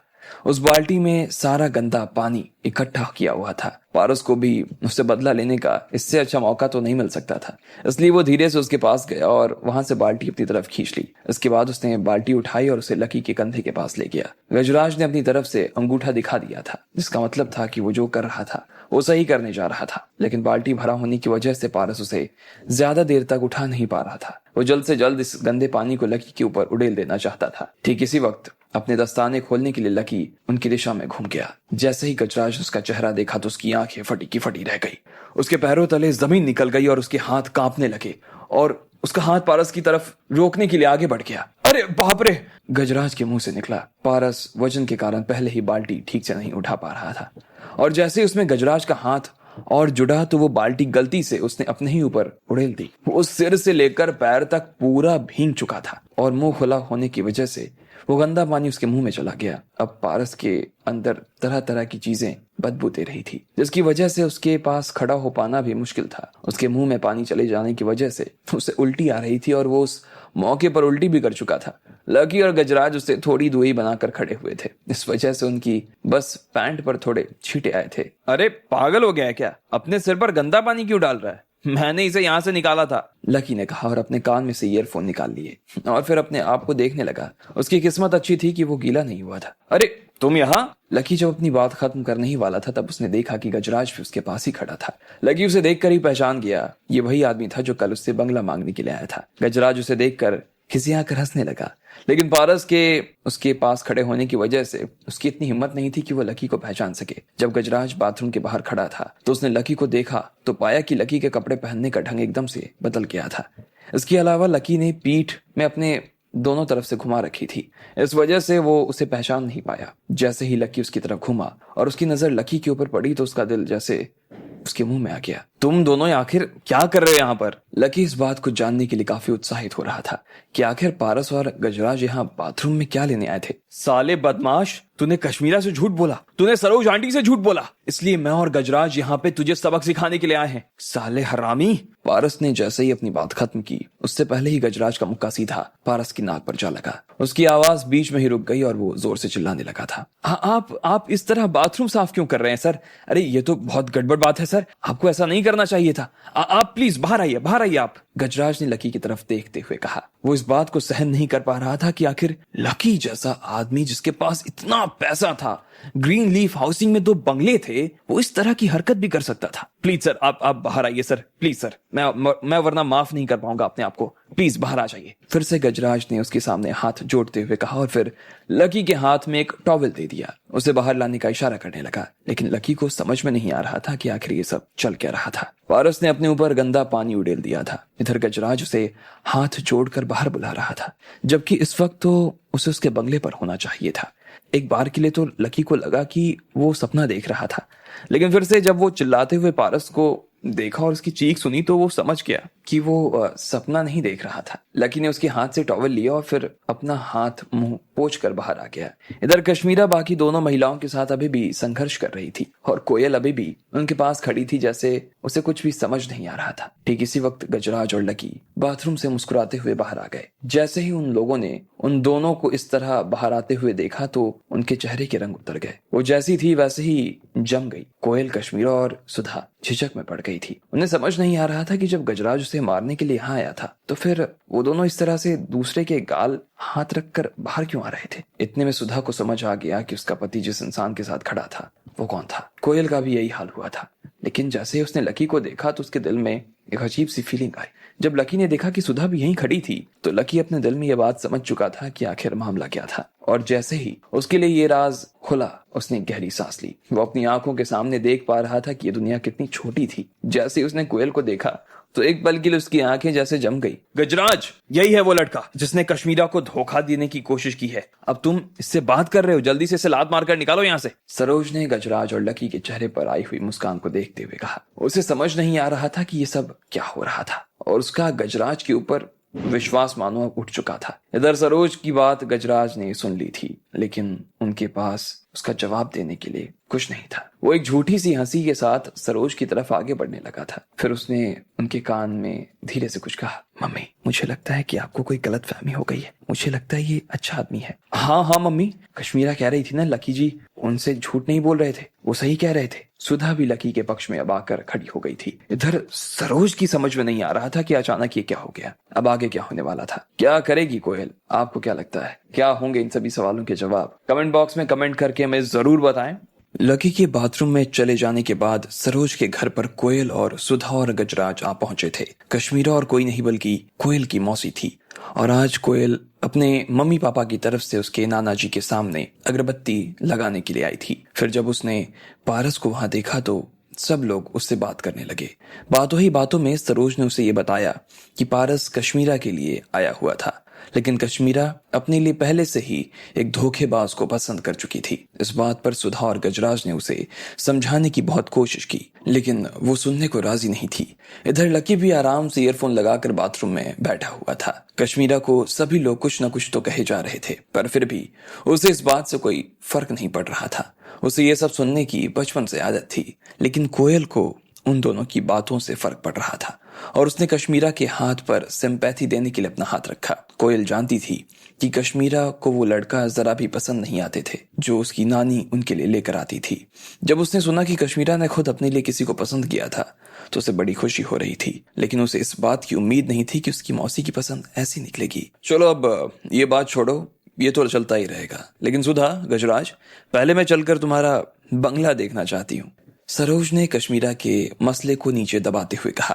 वैसे भी उन्हें घर खरीदे हुए 2 महीने से ज्यादा हो चुके थे, पर फिर भी उनके परिवार में से किसी ने अभी तक उनका घर नहीं देखा था। सरोज इस मौके का लाभ लेना चाहती थी। आज जब उनके पति की बरसी थी और सब लोग आए हुए थे, तो ऐसे मौके पर वो सुधा के घर जाने का मन बना चुकी थी। आप हमारे साथ ग्रीन लीफ हाउसिंग चलना चाहती हो? मैं तो आप लोगों के साथ आ रही हूँ फिर, कोयल ने चहकते हुए कहा। लकी का घर दिल्ली यूनिवर्सिटी के पास में ही था और वो कब से उन बंगलों को देख रही थी। जब भी वो उसे देखती तो उसे उन्हें अंदर से देखने का मन करने लगता, लेकिन ये मौका उसके नसीब में आज जाकर लगने वाला था।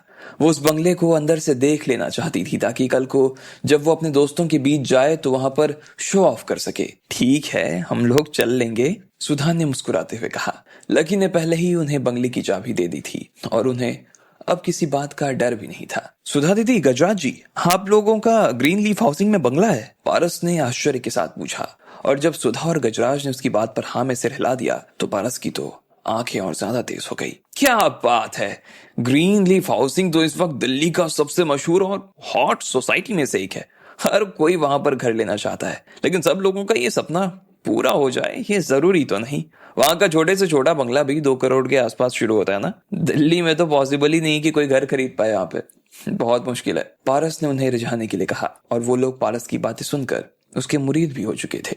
उसकी मीठी जुबान का जादू सुधा और गजराज के ऊपर चल पड़ा था। तुम भी वहां पर घर खरीदने की सोच रहे हो क्या? मैं वैसे तुम्हें बता दूं, वहां पर घर खरीदना इतना आसान काम नहीं है जैसा तुमने भी कहा। एक तो पहले ही वहां पर घर खत्म हो चुके हैं और जो थोड़े बहुत बचे थे काफी महंगे होंगे, और वो भी तुम्हें तभी मिल पाएंगे जब तुम्हारे पास में बड़े बड़े कनेक्शन होंगे। गजराज ने उसे ऐसे समझाया जैसे उसने वहां पे खुद घर खरीद रखा था। वो ये भूल ही चुका था कि जिस घर को वो खुद का घर बता रहा था वो उसका नहीं बल्कि लकी का था। अच्छा चलो, ये हो सकता है कि मैं तुम्हें कोई कांटेक्ट दे देता हूँ और उसके जरिए तुम अपने लिए वहां पर घर खरीद सकते हो, लेकिन हाँ, मुझे उससे पहले तुमसे ये पूछना पड़ेगा ना कि तुम वहां पर खरीद भी सकते हो या नहीं खरीद सकते हो। अरे गजराज जी, ये तो मेरे लिए बहुत बड़ी मदद हो जाएगी, थैंक यू सो मच। पारस ने गजराज का हाथ अपने हाथ में लिया और उसे जोर जोर से मलने लगा। वो इतना उत्साहित हो गया कि उसे दिख ही नहीं रहा था कि गजराज का हाथ दुखने लगा था। इधर गजराज और सुधा के दिल को काफी सुकून मिल रहा था।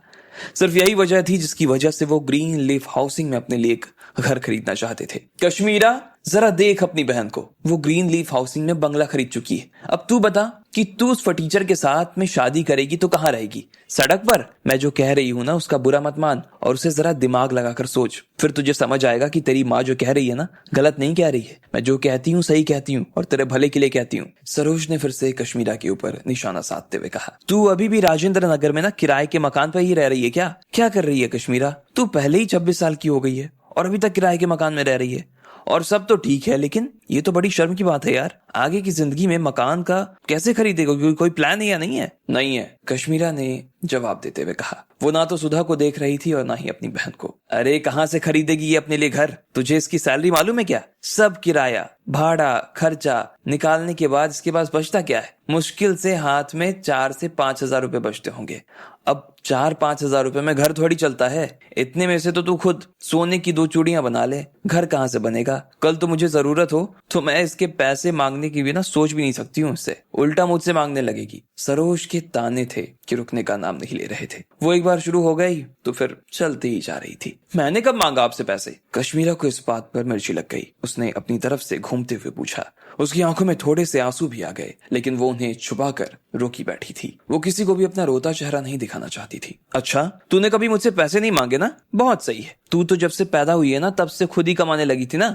तेरे स्कूल की फी, तेरा खाना, कपड़े सब तो तूने ही किए ना अपने पैसे खरीद के। तेरी माँ ने तो तेरे लिए कुछ किया ही नहीं है। आज तक तूने जो किया सब अपने ही दम पे किया है ना? सरोज ने फिर से कश्मीरा को लताड़ लगाते हुए कहा। उसकी बात सुनने के बाद कश्मीरा के पास कहने के लिए सच में कुछ नहीं था। ठीक इसी वक्त किस्मत से कश्मीरा का फोन बज उठा और वो बोली, नहीं, तुम अपने हिसाब से देख लो। कंपनी ने मुझे जो काम करने बोला था मैं वो पहले ही कर चुकी हूँ और अब मैं उसके लिए और काम नहीं करने वाली हूँ। आज के बाद मुझे फोन करने की ना सोचना भी मत, समझे? कश्मीरा ने कहा और फोन काट दिया। उसका सारा गुस्सा उस फोन पर निकल गया था। पहले जब कश्मीरा ने कंपनी छोड़ी थी तो उसे पता चला था कि कश्मीरा का कुछ पैसा अभी भी कंपनी में अटका हुआ था और उसने उसी वजह से फोन किया था। कश्मीरा, क्या हो रहा है? तेरी कंपनी में कुछ हो रहा है क्या? बताना। सरोज ने और बाकी लोगों ने भी कश्मीरा को फोन पर बात करते हुए सुन लिया था और सरोज कश्मीरा की तरफ देखते हुए पूछ रही थी। इधर जब कश्मीरा ने देखा कि सब लोग उसकी तरफ देख रहे थे तो वो पूरी तरह से घबरा गई। उसने अपनी मुट्ठियां भींच ली और फिर पीछे की तरफ घूमकर देखने लगी। मैंने अपनी जॉब छोड़ दी है, कश्मीरा ने कहा। उसे ये सब कहने में बहुत जोर लगाना पड़ा। क्या कहा तूने? जैसे ही सरोज ने कश्मीरा के मुंह से ये खबर सुनी तो उसने तुरंत अपना हाथ टेबल पर जोर से मार दिया और उसकी वजह से टेबल पर रखे कांच टूटकर नीचे गिर गए। ये कब हुआ?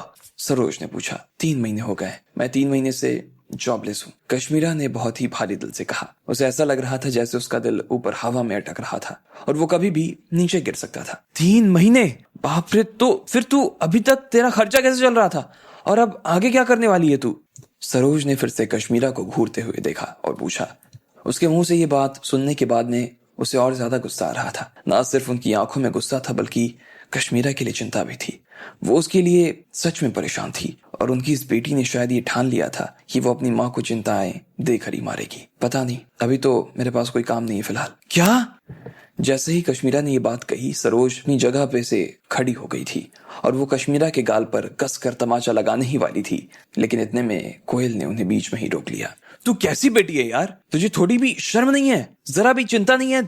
थोड़ा भी ऐसा नहीं लगता कि तूने माँ की जिंदगी खराब कर रखी है अपनी? अब क्या तू मुझे चिंताएं देकर मार डालेगी क्या? और तूने इतने टाइम से जॉब छोड़ रखी है और तू आज बता रही है मुझे? तो इस बात को भूल मत कि तू 16 साल की नहीं है, 26 साल की हो चुकी है। आज भी तेरे नखरे वैसे ही है। मुझे तो समझ नहीं आता कि तू आगे अपनी जिंदगी में ना क्या करने वाली, कैसे चलाएगी जिंदगी। आगे से कभी भी ना मुझसे उम्मीद नहीं करना कि मैं तुझे पैसे दे दूंगी।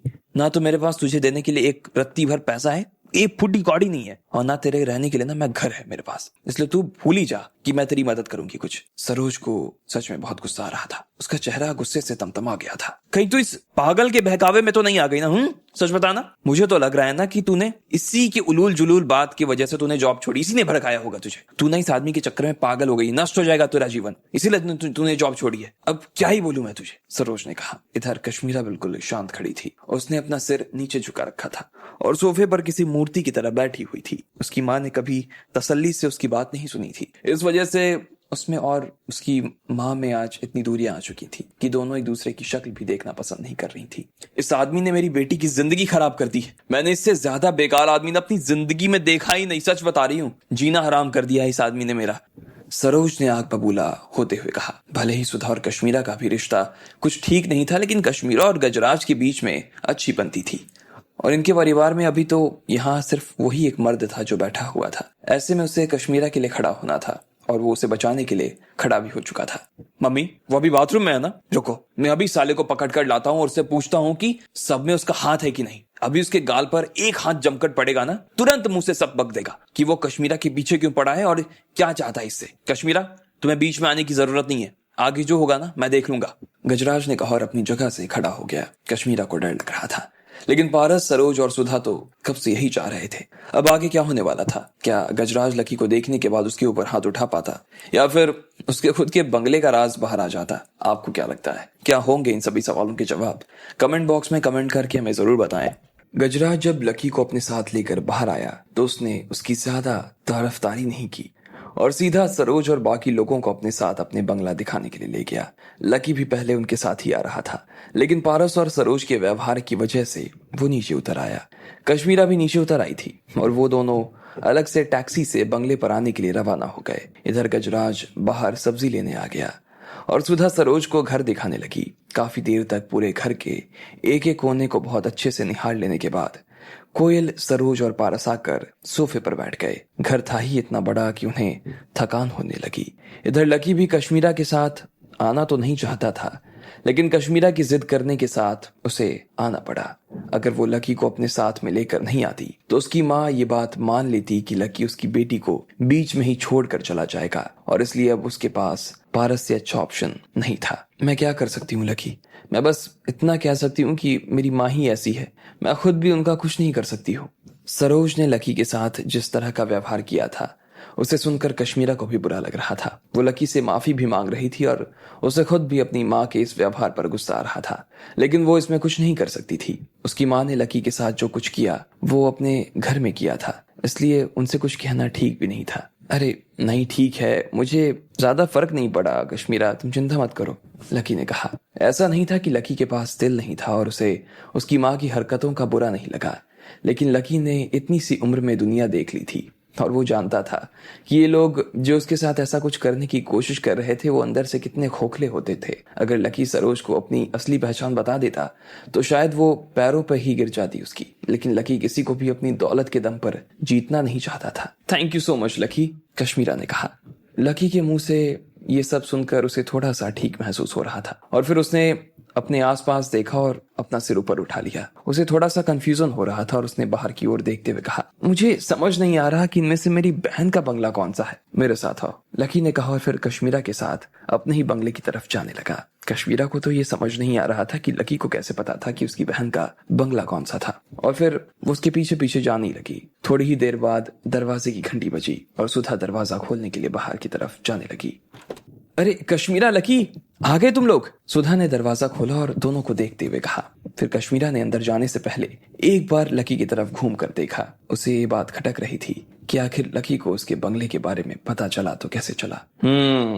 मुझे तो लगता है तुम्हारे अंदर थोड़ी बहुत सेल्फ रिस्पेक्ट नाम की चीज बाकी हो, लेकिन मैं गलत थी, क्योंकि अगर ऐसा होता तो तुम बेशर्मों की तरह हमारा पीछा करते हुए यहाँ तक तो नहीं आते। कितने बेशर्म हो तुम। सरोज ने फिर से ताने मारने शुरू कर दिए। उसके ताने खत्म होने का नाम ही नहीं ले रहे थे। लकी को देखते ही उसका मुंह खुलना शुरू हो जाता था। अब कश्मीरा को डर लग रहा था कि कहीं ये सब सुनकर लकी को गुस्सा न आने लगे, इसलिए वो घूमकर लकी की तरफ देखने लगी, लेकिन उसने देखा कि लकी चुपचाप शांत भाव से खड़ा था। इसलिए कश्मीरा ने अपनी माँ की तरफ देखा और कुछ नहीं कहा। उसने लकी का हाथ पकड़ा और उसे अपने साथ लिविंग रूम की तरफ ले जाने लगी। वो जानबूझकर उसे अपनी माँ से दूर ले जा रही थी। ये देखकर उसकी माँ चुप हो गई। उसने गहरी सांस ली और अपना ध्यान कश्मीरा पर से हटाने के लिए उसने कोयल की तरफ देखना शुरू कर दिया। अरे हाँ कोयल, तुमने बताया नहीं, पिछली बार घर में जो प्रॉब्लम खड़ी हो गई थी उससे कैसे निपटे? मैंने जब सुना ना तो मेरी तो जान ही निकल गई थी। सरोज ने लकी और बाकी लोगों को इग्नोर करते हुए कहा। उन्हें मालूम था कि कोयल का लायन ग्रुप के मालिक के बेटे के साथ बहुत बड़ा झगड़ा हो गया था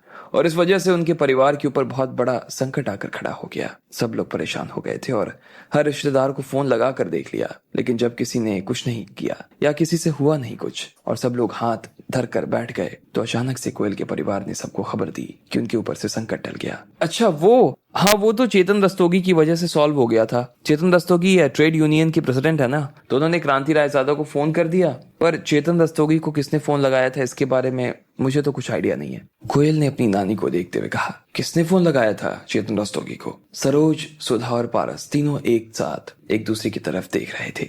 सभी की नजर में चेतन एक बड़ा आदमी था और अगर वो कोयल के परिवार की मदद करने के लिए आगे आ रहा था तो ये एक बड़ी बात थी। पक्का तुम्हारे घर वालों को अभी तक नहीं पता कि चेतन रस्तोगी को किसने फोन किया था? सरोज ने पूछा। हाँ, किसी को नहीं पता, लेकिन हाँ एक बात है कि उससे का मेरे पिताजी से कोई लेना देना नहीं है। हो सकता है कि वो दिल्ली यूनिवर्सिटी का ही कोई स्टूडेंट हो जिसने मेरे पापा को फोन किया हो।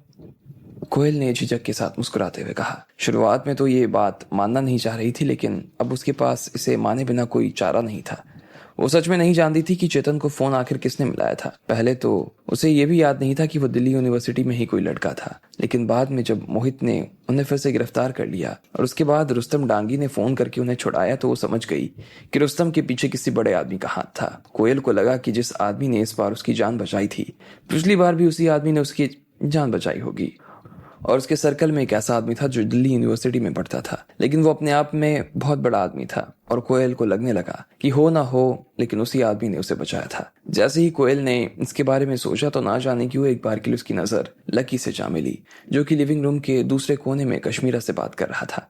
अभी कुछ दिन पहले ही कोयल सोच रही थी कि लकी किसी बड़े बाप की औलाद थी, लेकिन अब जब वो लकी के बारे में ऐसा कुछ सोचती तो उसे खुद भी घिन आने लगती। कोयल को गुस्सा इस बात का भी आ रहा था कि लकी और कश्मीरा एक दूसरे के साथ बैठकर हंस बोल रहे थे। अच्छा, तो ऐसी बात थी। लेकिन अगर फिर भी तुझे लगता है कि तुझे बचाने के लिए तेरे किसी दोस्त ने ही मदद की तो फिर तुझे उसे थैंक यू तो बोलना चाहिए ना। और फिर मुझे तो लगता है कि तुझसे उससे आगे अपनी दोस्ती भी बढ़ानी चाहिए। सरोज ने कोयल की तरफ देखते हुए कहा और उसके कंधे पर हाथ रखकर मुस्कुराने लगी। नानी जी, आप ये कैसी बातें कर रहे हो यार। अचानक से कोयल के गाल मारे शर्म के लाल होने लगे। अरे तुझे तो शर्म आ रही है, कितनी पागल है तू। मैं तुझे तो बता रही हूँ, वो सच बता रही हूँ। एक बार इसके बारे में ध्यान से सोच। जो आदमी क्रांति रायजादा का सिर नीचे करवा सकता है वो कोई छोटा मोटा आदमी तो होगा नहीं, किसी कीमत पर नहीं हो सकता। इसलिए मैं कह रही हूँ कि तू उसके अपने साथ अपनी दोस्ती बढ़ा, आगे चलकर तुझे ही काम आने वाला है। सरोज ने कोयल के कान में धीरे से कहा और फिर उसने देखा कि कोयल की शर्म और ज्यादा बढ़ गई। उसके गाल टमाटर की तरह लाल हो गए। फिर जब सरोज को लगा कि शायद उसकी बात का कोयल के ऊपर कुछ ज्यादा असर हो रहा था तो उसने अपने आप को रोक लिया और फिर से पारस से कुछ बात करने में मशगूल हो गई। फिर जब उनकी नजर लकी और कश्मीरा पर पड़ी जो कि थोड़ी दूर एक दूसरे से बात करने में मगन हो चुके थे तो सरोज का गुस्सा फिर से बढ़ गया। अच्छा कोयल, एक बात बता, ये बदमाश भी तो दिल्ली यूनिवर्सिटी में पढ़ता है ना, और ये भी तो उसी कॉलेज में जाता है जिसमें तू जाती है ना। क्या तूने कभी इस आदमी के बारे में कॉलेज में किसी के मुंह से सुना है कुछ? सरोज ने जानबूझकर जोर से बात करते हुए कहा ताकि वो लकी और कश्मीरा की बातचीत में खलल डाल सके। ये कोयल अब की बार फिर से लकी को देखने से खुद को नहीं रोक पाई। उसने देखा कि उसकी तरफ देख रहा था वो, और जैसे ही कोयल ने देखा वो और कश्मीरा एक दूसरे के साथ ऐसे लग रहे थे जैसे रब ने बना दी जोड़ी, तो कोयल के दिल की नफरत और ज्यादा बढ़ गई। हाँ, मैं जानती हूँ उस आदमी को, अच्छी तरह से जानती हूँ। मैं जब पहली बार अपने पापा के साथ न्यू सिटी बैंक गई थी ना, तब ये आदमी मुझसे बाहर टकरा गया था। पता नहीं इसकी आंखें थी या बटन, लेकिन इसे मैं नजर नहीं आई और सीधा मुझसे आकर भिड़ गया। मुझे आज भी ना कभी उस चोट की वजह से दर्द होता रहता है। इसके अलावा ये आदमी फेंकने में एक नंबर है, एक नंबर का बंडलबाज आदमी है। जब मुझे खुद के घर वाले भी प्रॉब्लम में फंस गए थे ना, तब ये आदमी कह रहा था कि तुम्हें चिंता करने की जरूरत नहीं है, सब कुछ ठीक हो जाएगा। लेकिन खुद इस आदमी ने कुछ नहीं किया।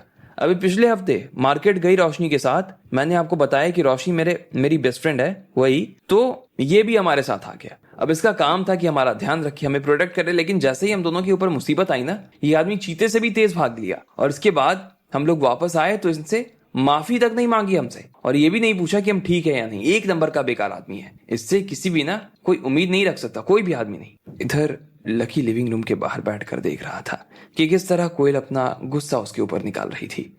फिर उसने अपना सिर दूसरी दिशा में घुमा लिया और वो ना में गर्दन हिलाने लगा। वो देख पा रहा था कि अभी भी बड़ी बात नहीं थी ये। लकी, कश्मीरा ने एक धीमी सी आवाज में लकी से कहा। उसने कभी नहीं सोचा, ना ही उसे इस बात का अंदाजा था कि लकी और कोयल के बीच में किसी चीज को लेके इतना बड़ा झगड़ा चल रहा था। भले ही वो लकी को सिर्फ 2 दिनों से जानती थी, पर फिर भी उसे ये अच्छे से समझ आ गया था कि लकी तो वैसा बिल्कुल नहीं था जैसा कोयल सबके सामने उसे बताने की कोशिश कर रही थी। नहीं, मैं ठीक हूँ, कोई मेरे बारे में कुछ भी बोले मुझे उससे फर्क नहीं पड़ता, लकी ने फिर से कहा और कश्मीरा को देखकर मुस्कुराने लगा। देखो, तुम्हें मुझसे झूठ बोलने की जरूरत नहीं है, मुझे दिखाई दे रहा है कि तुम्हें फर्क पड़ता है, कश्मीरा ने लकी की तरफ देखते हुए कहा। भले ही लकी मुस्कुरा रहा था, लेकिन उसकी मुस्कान में एक तरह का दर्द छिपा हुआ था। कश्मीरा लकी की तरफ आगे आई और उससे पूछा, क्या तुम्हारे और कोयल के बीच में पहले किसी बात को लेकर झगड़ा हुआ था? लकी ने उसके सवाल के जवाब में कुछ नहीं कहा और वो खिड़की की तरफ गर्दन घुमाकर बाहर देखने लगा। वो कहने को तो नजारे देख रहा था, लेकिन उसके मन में बस यही सब बातें आ रही थी कि उसने लकी की कितनी ही मौके पर मदद की थी, उसकी जान तक बचाई, लेकिन फिर भी वो सबके सामने उसका मजाक उड़ा रही थी। उसे ऐसा लग रहा था कि वो बेवकूफ था, अब लोग सिर्फ उसकी हंसी उड़ाते थे। अब आगे क्या होने वाला था? क्या लकी सबके सामने सच रखकर कोयल का मुंह बंद करवा देता या फिर वो अपने आप को शांति रखता? आपको क्या लगता है? क्या होंगे इन सभी सवालों के जवाब? कमेंट बॉक्स में कमेंट करके हमें जरूर बताएं। लकी को मारने के लिए गजराज और पारस बाथरूम में दाखिल हो चुके थे।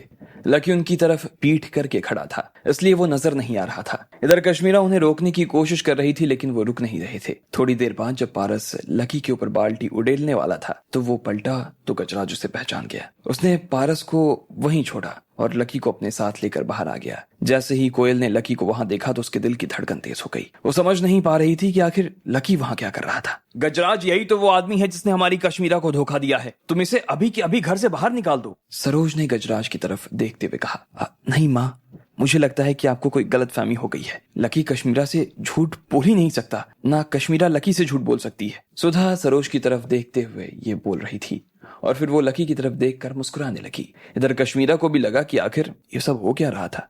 अचानक से उसकी बहन जो अभी तक उसे गालियां दिए जा रही थी, वो देखते ही देखते पलट कैसे गई। हाँ हाँ, लकी ने मुझसे झूठ नहीं बोला है, कश्मीरा ने कहा। हाँ, मुझे लगता है कि मम्मी हमने कुछ ज्यादा ही सोच लिया है, आराम से बैठकर थोड़ी बात कर लेनी चाहिए, सुधा ने सरोज को सुझाव देते हुए कहा। वो जानती थी कि लकी तो अरबपति आदमी था और अगर उसकी बहन इस लड़के को पकड़ लेती तो उनका परिवार इन देश के सबसे अमीर परिवारों में से एक को गवा बैठता। अब इन लोगों के अंदर जो एकदम से बदलाव आया, उसे देखकर एक बार के लिए तो सरोज भी चौंक गई।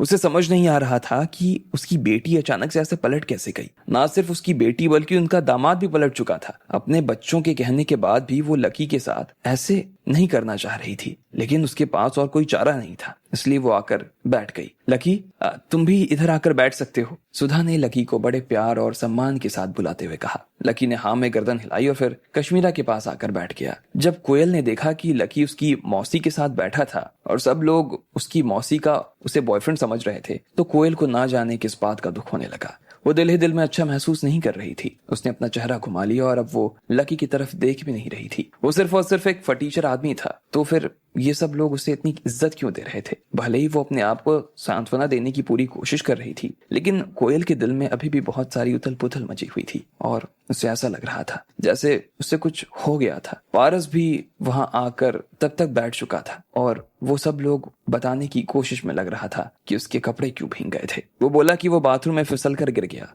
और फर्श पर पानी होने की वजह से वो भीग गया। फिर उसने एक स्टूल लिया और वो कश्मीरा के पास आकर बैठ गया, लेकिन जैसे ही उसने देखा कि कश्मीरा ने अपनी नाक बंद कर ली थी क्योंकि उसके अंदर से बहुत बदबू आ रही थी, तो वो खुद अपनी जगह से धीरे धीरे सरकने लगा और थोड़ा दूर जाकर बैठ गया। वो लकी को गुस्से से देखे जा रहा था और इधर लकी को उसकी शक्ल देखकर हंसी आ रही थी। इधर गजराज भी वैसे तो यही चाहता था कि सब लोग एक दूसरे के साथ बैठे, लेकिन सरोज के मन में लकी तो कोई बदमाश था, इसलिए वो उसे पसंद नहीं करती थी।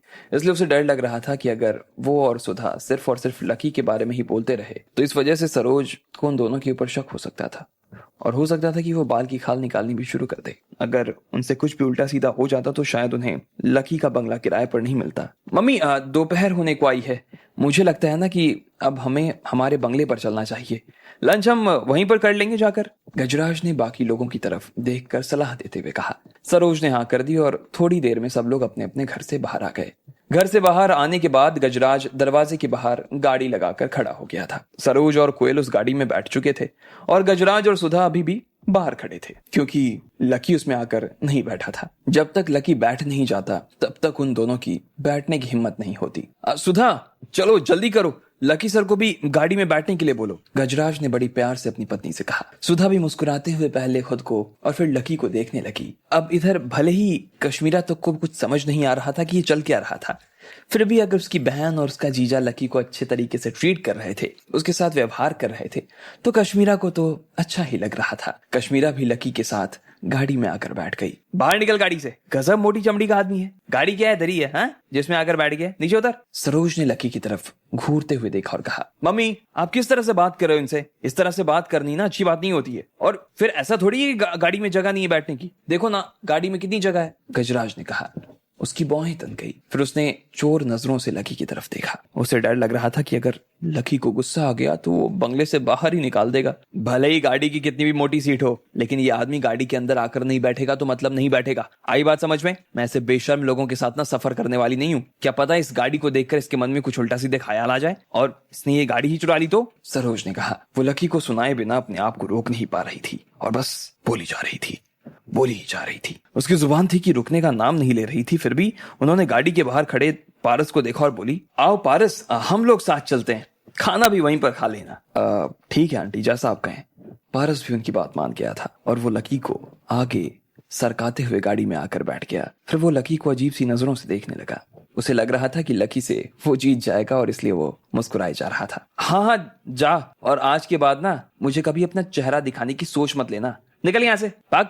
सरोज ने लकी को जाते हुए देखा और गुस्से से चिल्लाते हुए बोली। फिर उसने कश्मीरा को देखा और कहा, अब तू यहाँ खड़ी खड़ी क्या कर रही है, हमें देर हो रही है, जल्दी से आकर गाड़ी में बैठ, पारस के पास बैठना है। कश्मीरा अपनी माँ के मुंह से ये बात सुनने के बाद उनकी शक्ल देखी जा रही थी। उसके पास कहने के लिए और कुछ नहीं रह गया था और ना ही वो कुछ कहना चाहती थी। वो पलटी और लकी के पीछे जाने लगी। चुपचाप इधर आ वापस, सुना नहीं क्या, इधर आ वापस। सरोज ने कश्मीरा की तरफ देखा और चिल्लाते हुए बोली, लेकिन कश्मीरा उनकी इस बहस को मान नहीं रही थी और आखिर में गजराज ने गाड़ी चालू की और उसमें बैठे लोगों के साथ वो ग्रीन लीफ हाउसिंग में आ गया। पूरे रास्ते गजराज और सुधा काफी नर्वस महसूस कर रहे थे। उन्हें लकी का बंगला तो किराए पर मिल गया था, लेकिन जब से उसकी सासू माँ ने लकी से बदला लेने के बारे में सोचा तो दोनों की सांस गले में अटक गई। गजराज ने बंगले के सामने लाकर गाड़ी रोक दी और सब लोग उसकी गाड़ी से बाहर आ गए। मुझे नहीं लगता कि कश्मीरा आएगी, पारस ने सरोज की तरफ देखते हुए कहा। नहीं नहीं आएगी, तुम चिंता मत करो, आना पड़ेगा उसे, कोयल ने धीरे से पारस के कानों में बुदबुदाते हुए कहा। आज उसके नाना जी की बरसी थी और इसलिए उनकी तीनों बेटियों का वहां मौजूद होना जरूरी था। अगर ऐसा नहीं होता तो शायद उसके नाना जी की बहुत बड़ी तौहीन हो जाती है। हाँ उसे आना तो पड़ेगा, लेकिन बस तो उस बदमाश को साथ लेकर आएगी ना, सरोज ने कोयल की तरफ देखते हुए कहा। सुधा तू पहले मम्मी को और बाकी लोगों को लेकर अंदर जा, तब तक मैं बाहर से सब्जियां लेकर आता हूँ। बाकी उधर उधर कुछ मिला तो वो भी लेता आऊंगा। किसी चीज की जरूरत हो ना तो मुझे फोन लगा देना। गजराज ने बाकी लोगों के सामने देखा और जबरदस्ती से मुस्कुराते हुए कहा। हाँ हाँ ठीक है, चलो मम्मी मैं आपको घर दिखाती हूँ। सुधा ने सरोज से इतना कहा और फिर वो लोग घर के अंदर जाने लगे, जबकि गजराज बाहर की तरफ निकल गया था। जब तक वो कुछ खरीदता उससे पहले ही गजराज ने कश्मीरा को फोन घुमा दिया। उसे पता चला कि कश्मीरा और लकी टैक्सी से ग्रीन लीफ हाउसिंग की तरफ बढ़ चुके थे। ये खबर सुनते ही गजराज की जान में जान आई और फिर वो आराम से बाहर से सब्जी खरीदने लेने चला गया। इधर सुधा सब लोगों को अपने साथ लेकर बंगले के सामने वाले दरवाजे के पास आ गई थी। जब वो दरवाजे में चाबी लगा ही रही थी तब उसके हाथ अभी भी कांपे जा रहे थे। वो उसका घर नहीं था और इसलिए उसे उस घर का ताला खोलने की आदत नहीं थी। जैसे ही उससे दरवाजा खुला सुधा ने राहत की सांस ली। उसे ऐसा लग रहा था कि उसने पहली जंग जीत ली थी। अंदर आ जाओ, आओ मम्मी, कोयल आ जाओ, सुधा ने अपने माथे पर आता हुआ हल्का हल्का पसीना पोंछते हुए कहा और फिर बाकी लोगों के साथ अंदर आ गई। जैसे ही उन्होंने बंगले का इंटीरियर देखा तो उनकी आंखें तो खुली की खुली रह गई। उसने देखा कि बंगले की दीवार पर सफेद रंग हो रखा था और सीढ़ियां की रेलिंग काली थी। उसकी एक तरफ बड़ी सी खिड़की थी और खिड़की के बगल में एक लिविंग रूम था। वो लिविंग रूम देखने में काफी बड़ा नजर आ रहा था और उसके अंदर हर तरह की चीजें थी। वहां पर एक बड़ी सी लकड़ी की टेबल थी, मखमल के सोफे थे और दीवारों पर पेंटिंग्स लगी हुई थी और बाकी चीजें भी दिखने में तो काफी शानदार थी। वही लिविंग रूम के पास में एक बड़ी सी सीढ़ी थी जो ऊपर दूसरे माली की तरफ जा रही थी। जब सरोज ने वो सारी चकाचौंध देखी तो उसके और बाकी लोगों का तो दिमाग ही खराब हो गया। वहां पर इतनी सारी चीजें थी कि देखकर लग रहा था कि किसी राजा का राजमहल हो। ये तो बहुत ही सुंदर है, मुझे लगता है इसे इतना सुंदर बनाने में खूब पैसे लगे होंगे, नहीं? सरोज ने चमकती हुई आंखों से सुधा की तरफ देखा। सरोज का मुंह तो खुला का खुला रह गया था। सुधा को समझ नहीं आ रहा था कि अब वो आगे क्या बोले। एक वक्त के लिए तो उसका मुंह खुल नहीं रहा था और वो बस अपनी माँ को देखे जा रही थी। फिर उसे याद आया कि अब ये घर उसका था, इसलिए वो बड़ी ही अजीब सी मुस्कान के साथ सरोज को देखते हुए बोली, नहीं नहीं, मैंने इसमें कोई ज्यादा पैसा खर्च नहीं किया है। कैसी बात कर रही हो, साफ दिखाई दे रहा है इस मकान में तुम्हारा कितना पैसा खर्च हुआ है और मुझे तो ये भी नजर आ रहा है कि पिछले कुछ सालों में तुम दोनों ने बहुत पैसा कमाया है। सरोज ने उसे देखकर मुस्कुराते हुए कहा और फिर वो कोयल के साथ बाकी का हिस्सा देखने के लिए निकल पड़ी। लेकिन इधर सुधा की घबराहट बढ़ती जा रही थी। क्या होता जब लकी कश्मीरा के साथ वहां पहुंचता और अगर उससे पहले लकी की सासू माँ अपने कमरे से बाहर आ जाती तो? आपको क्या लगता है क्या होंगे इन सभी सवालों के जवाब? कमेंट बॉक्स में कमेंट करके जरूर बताएं।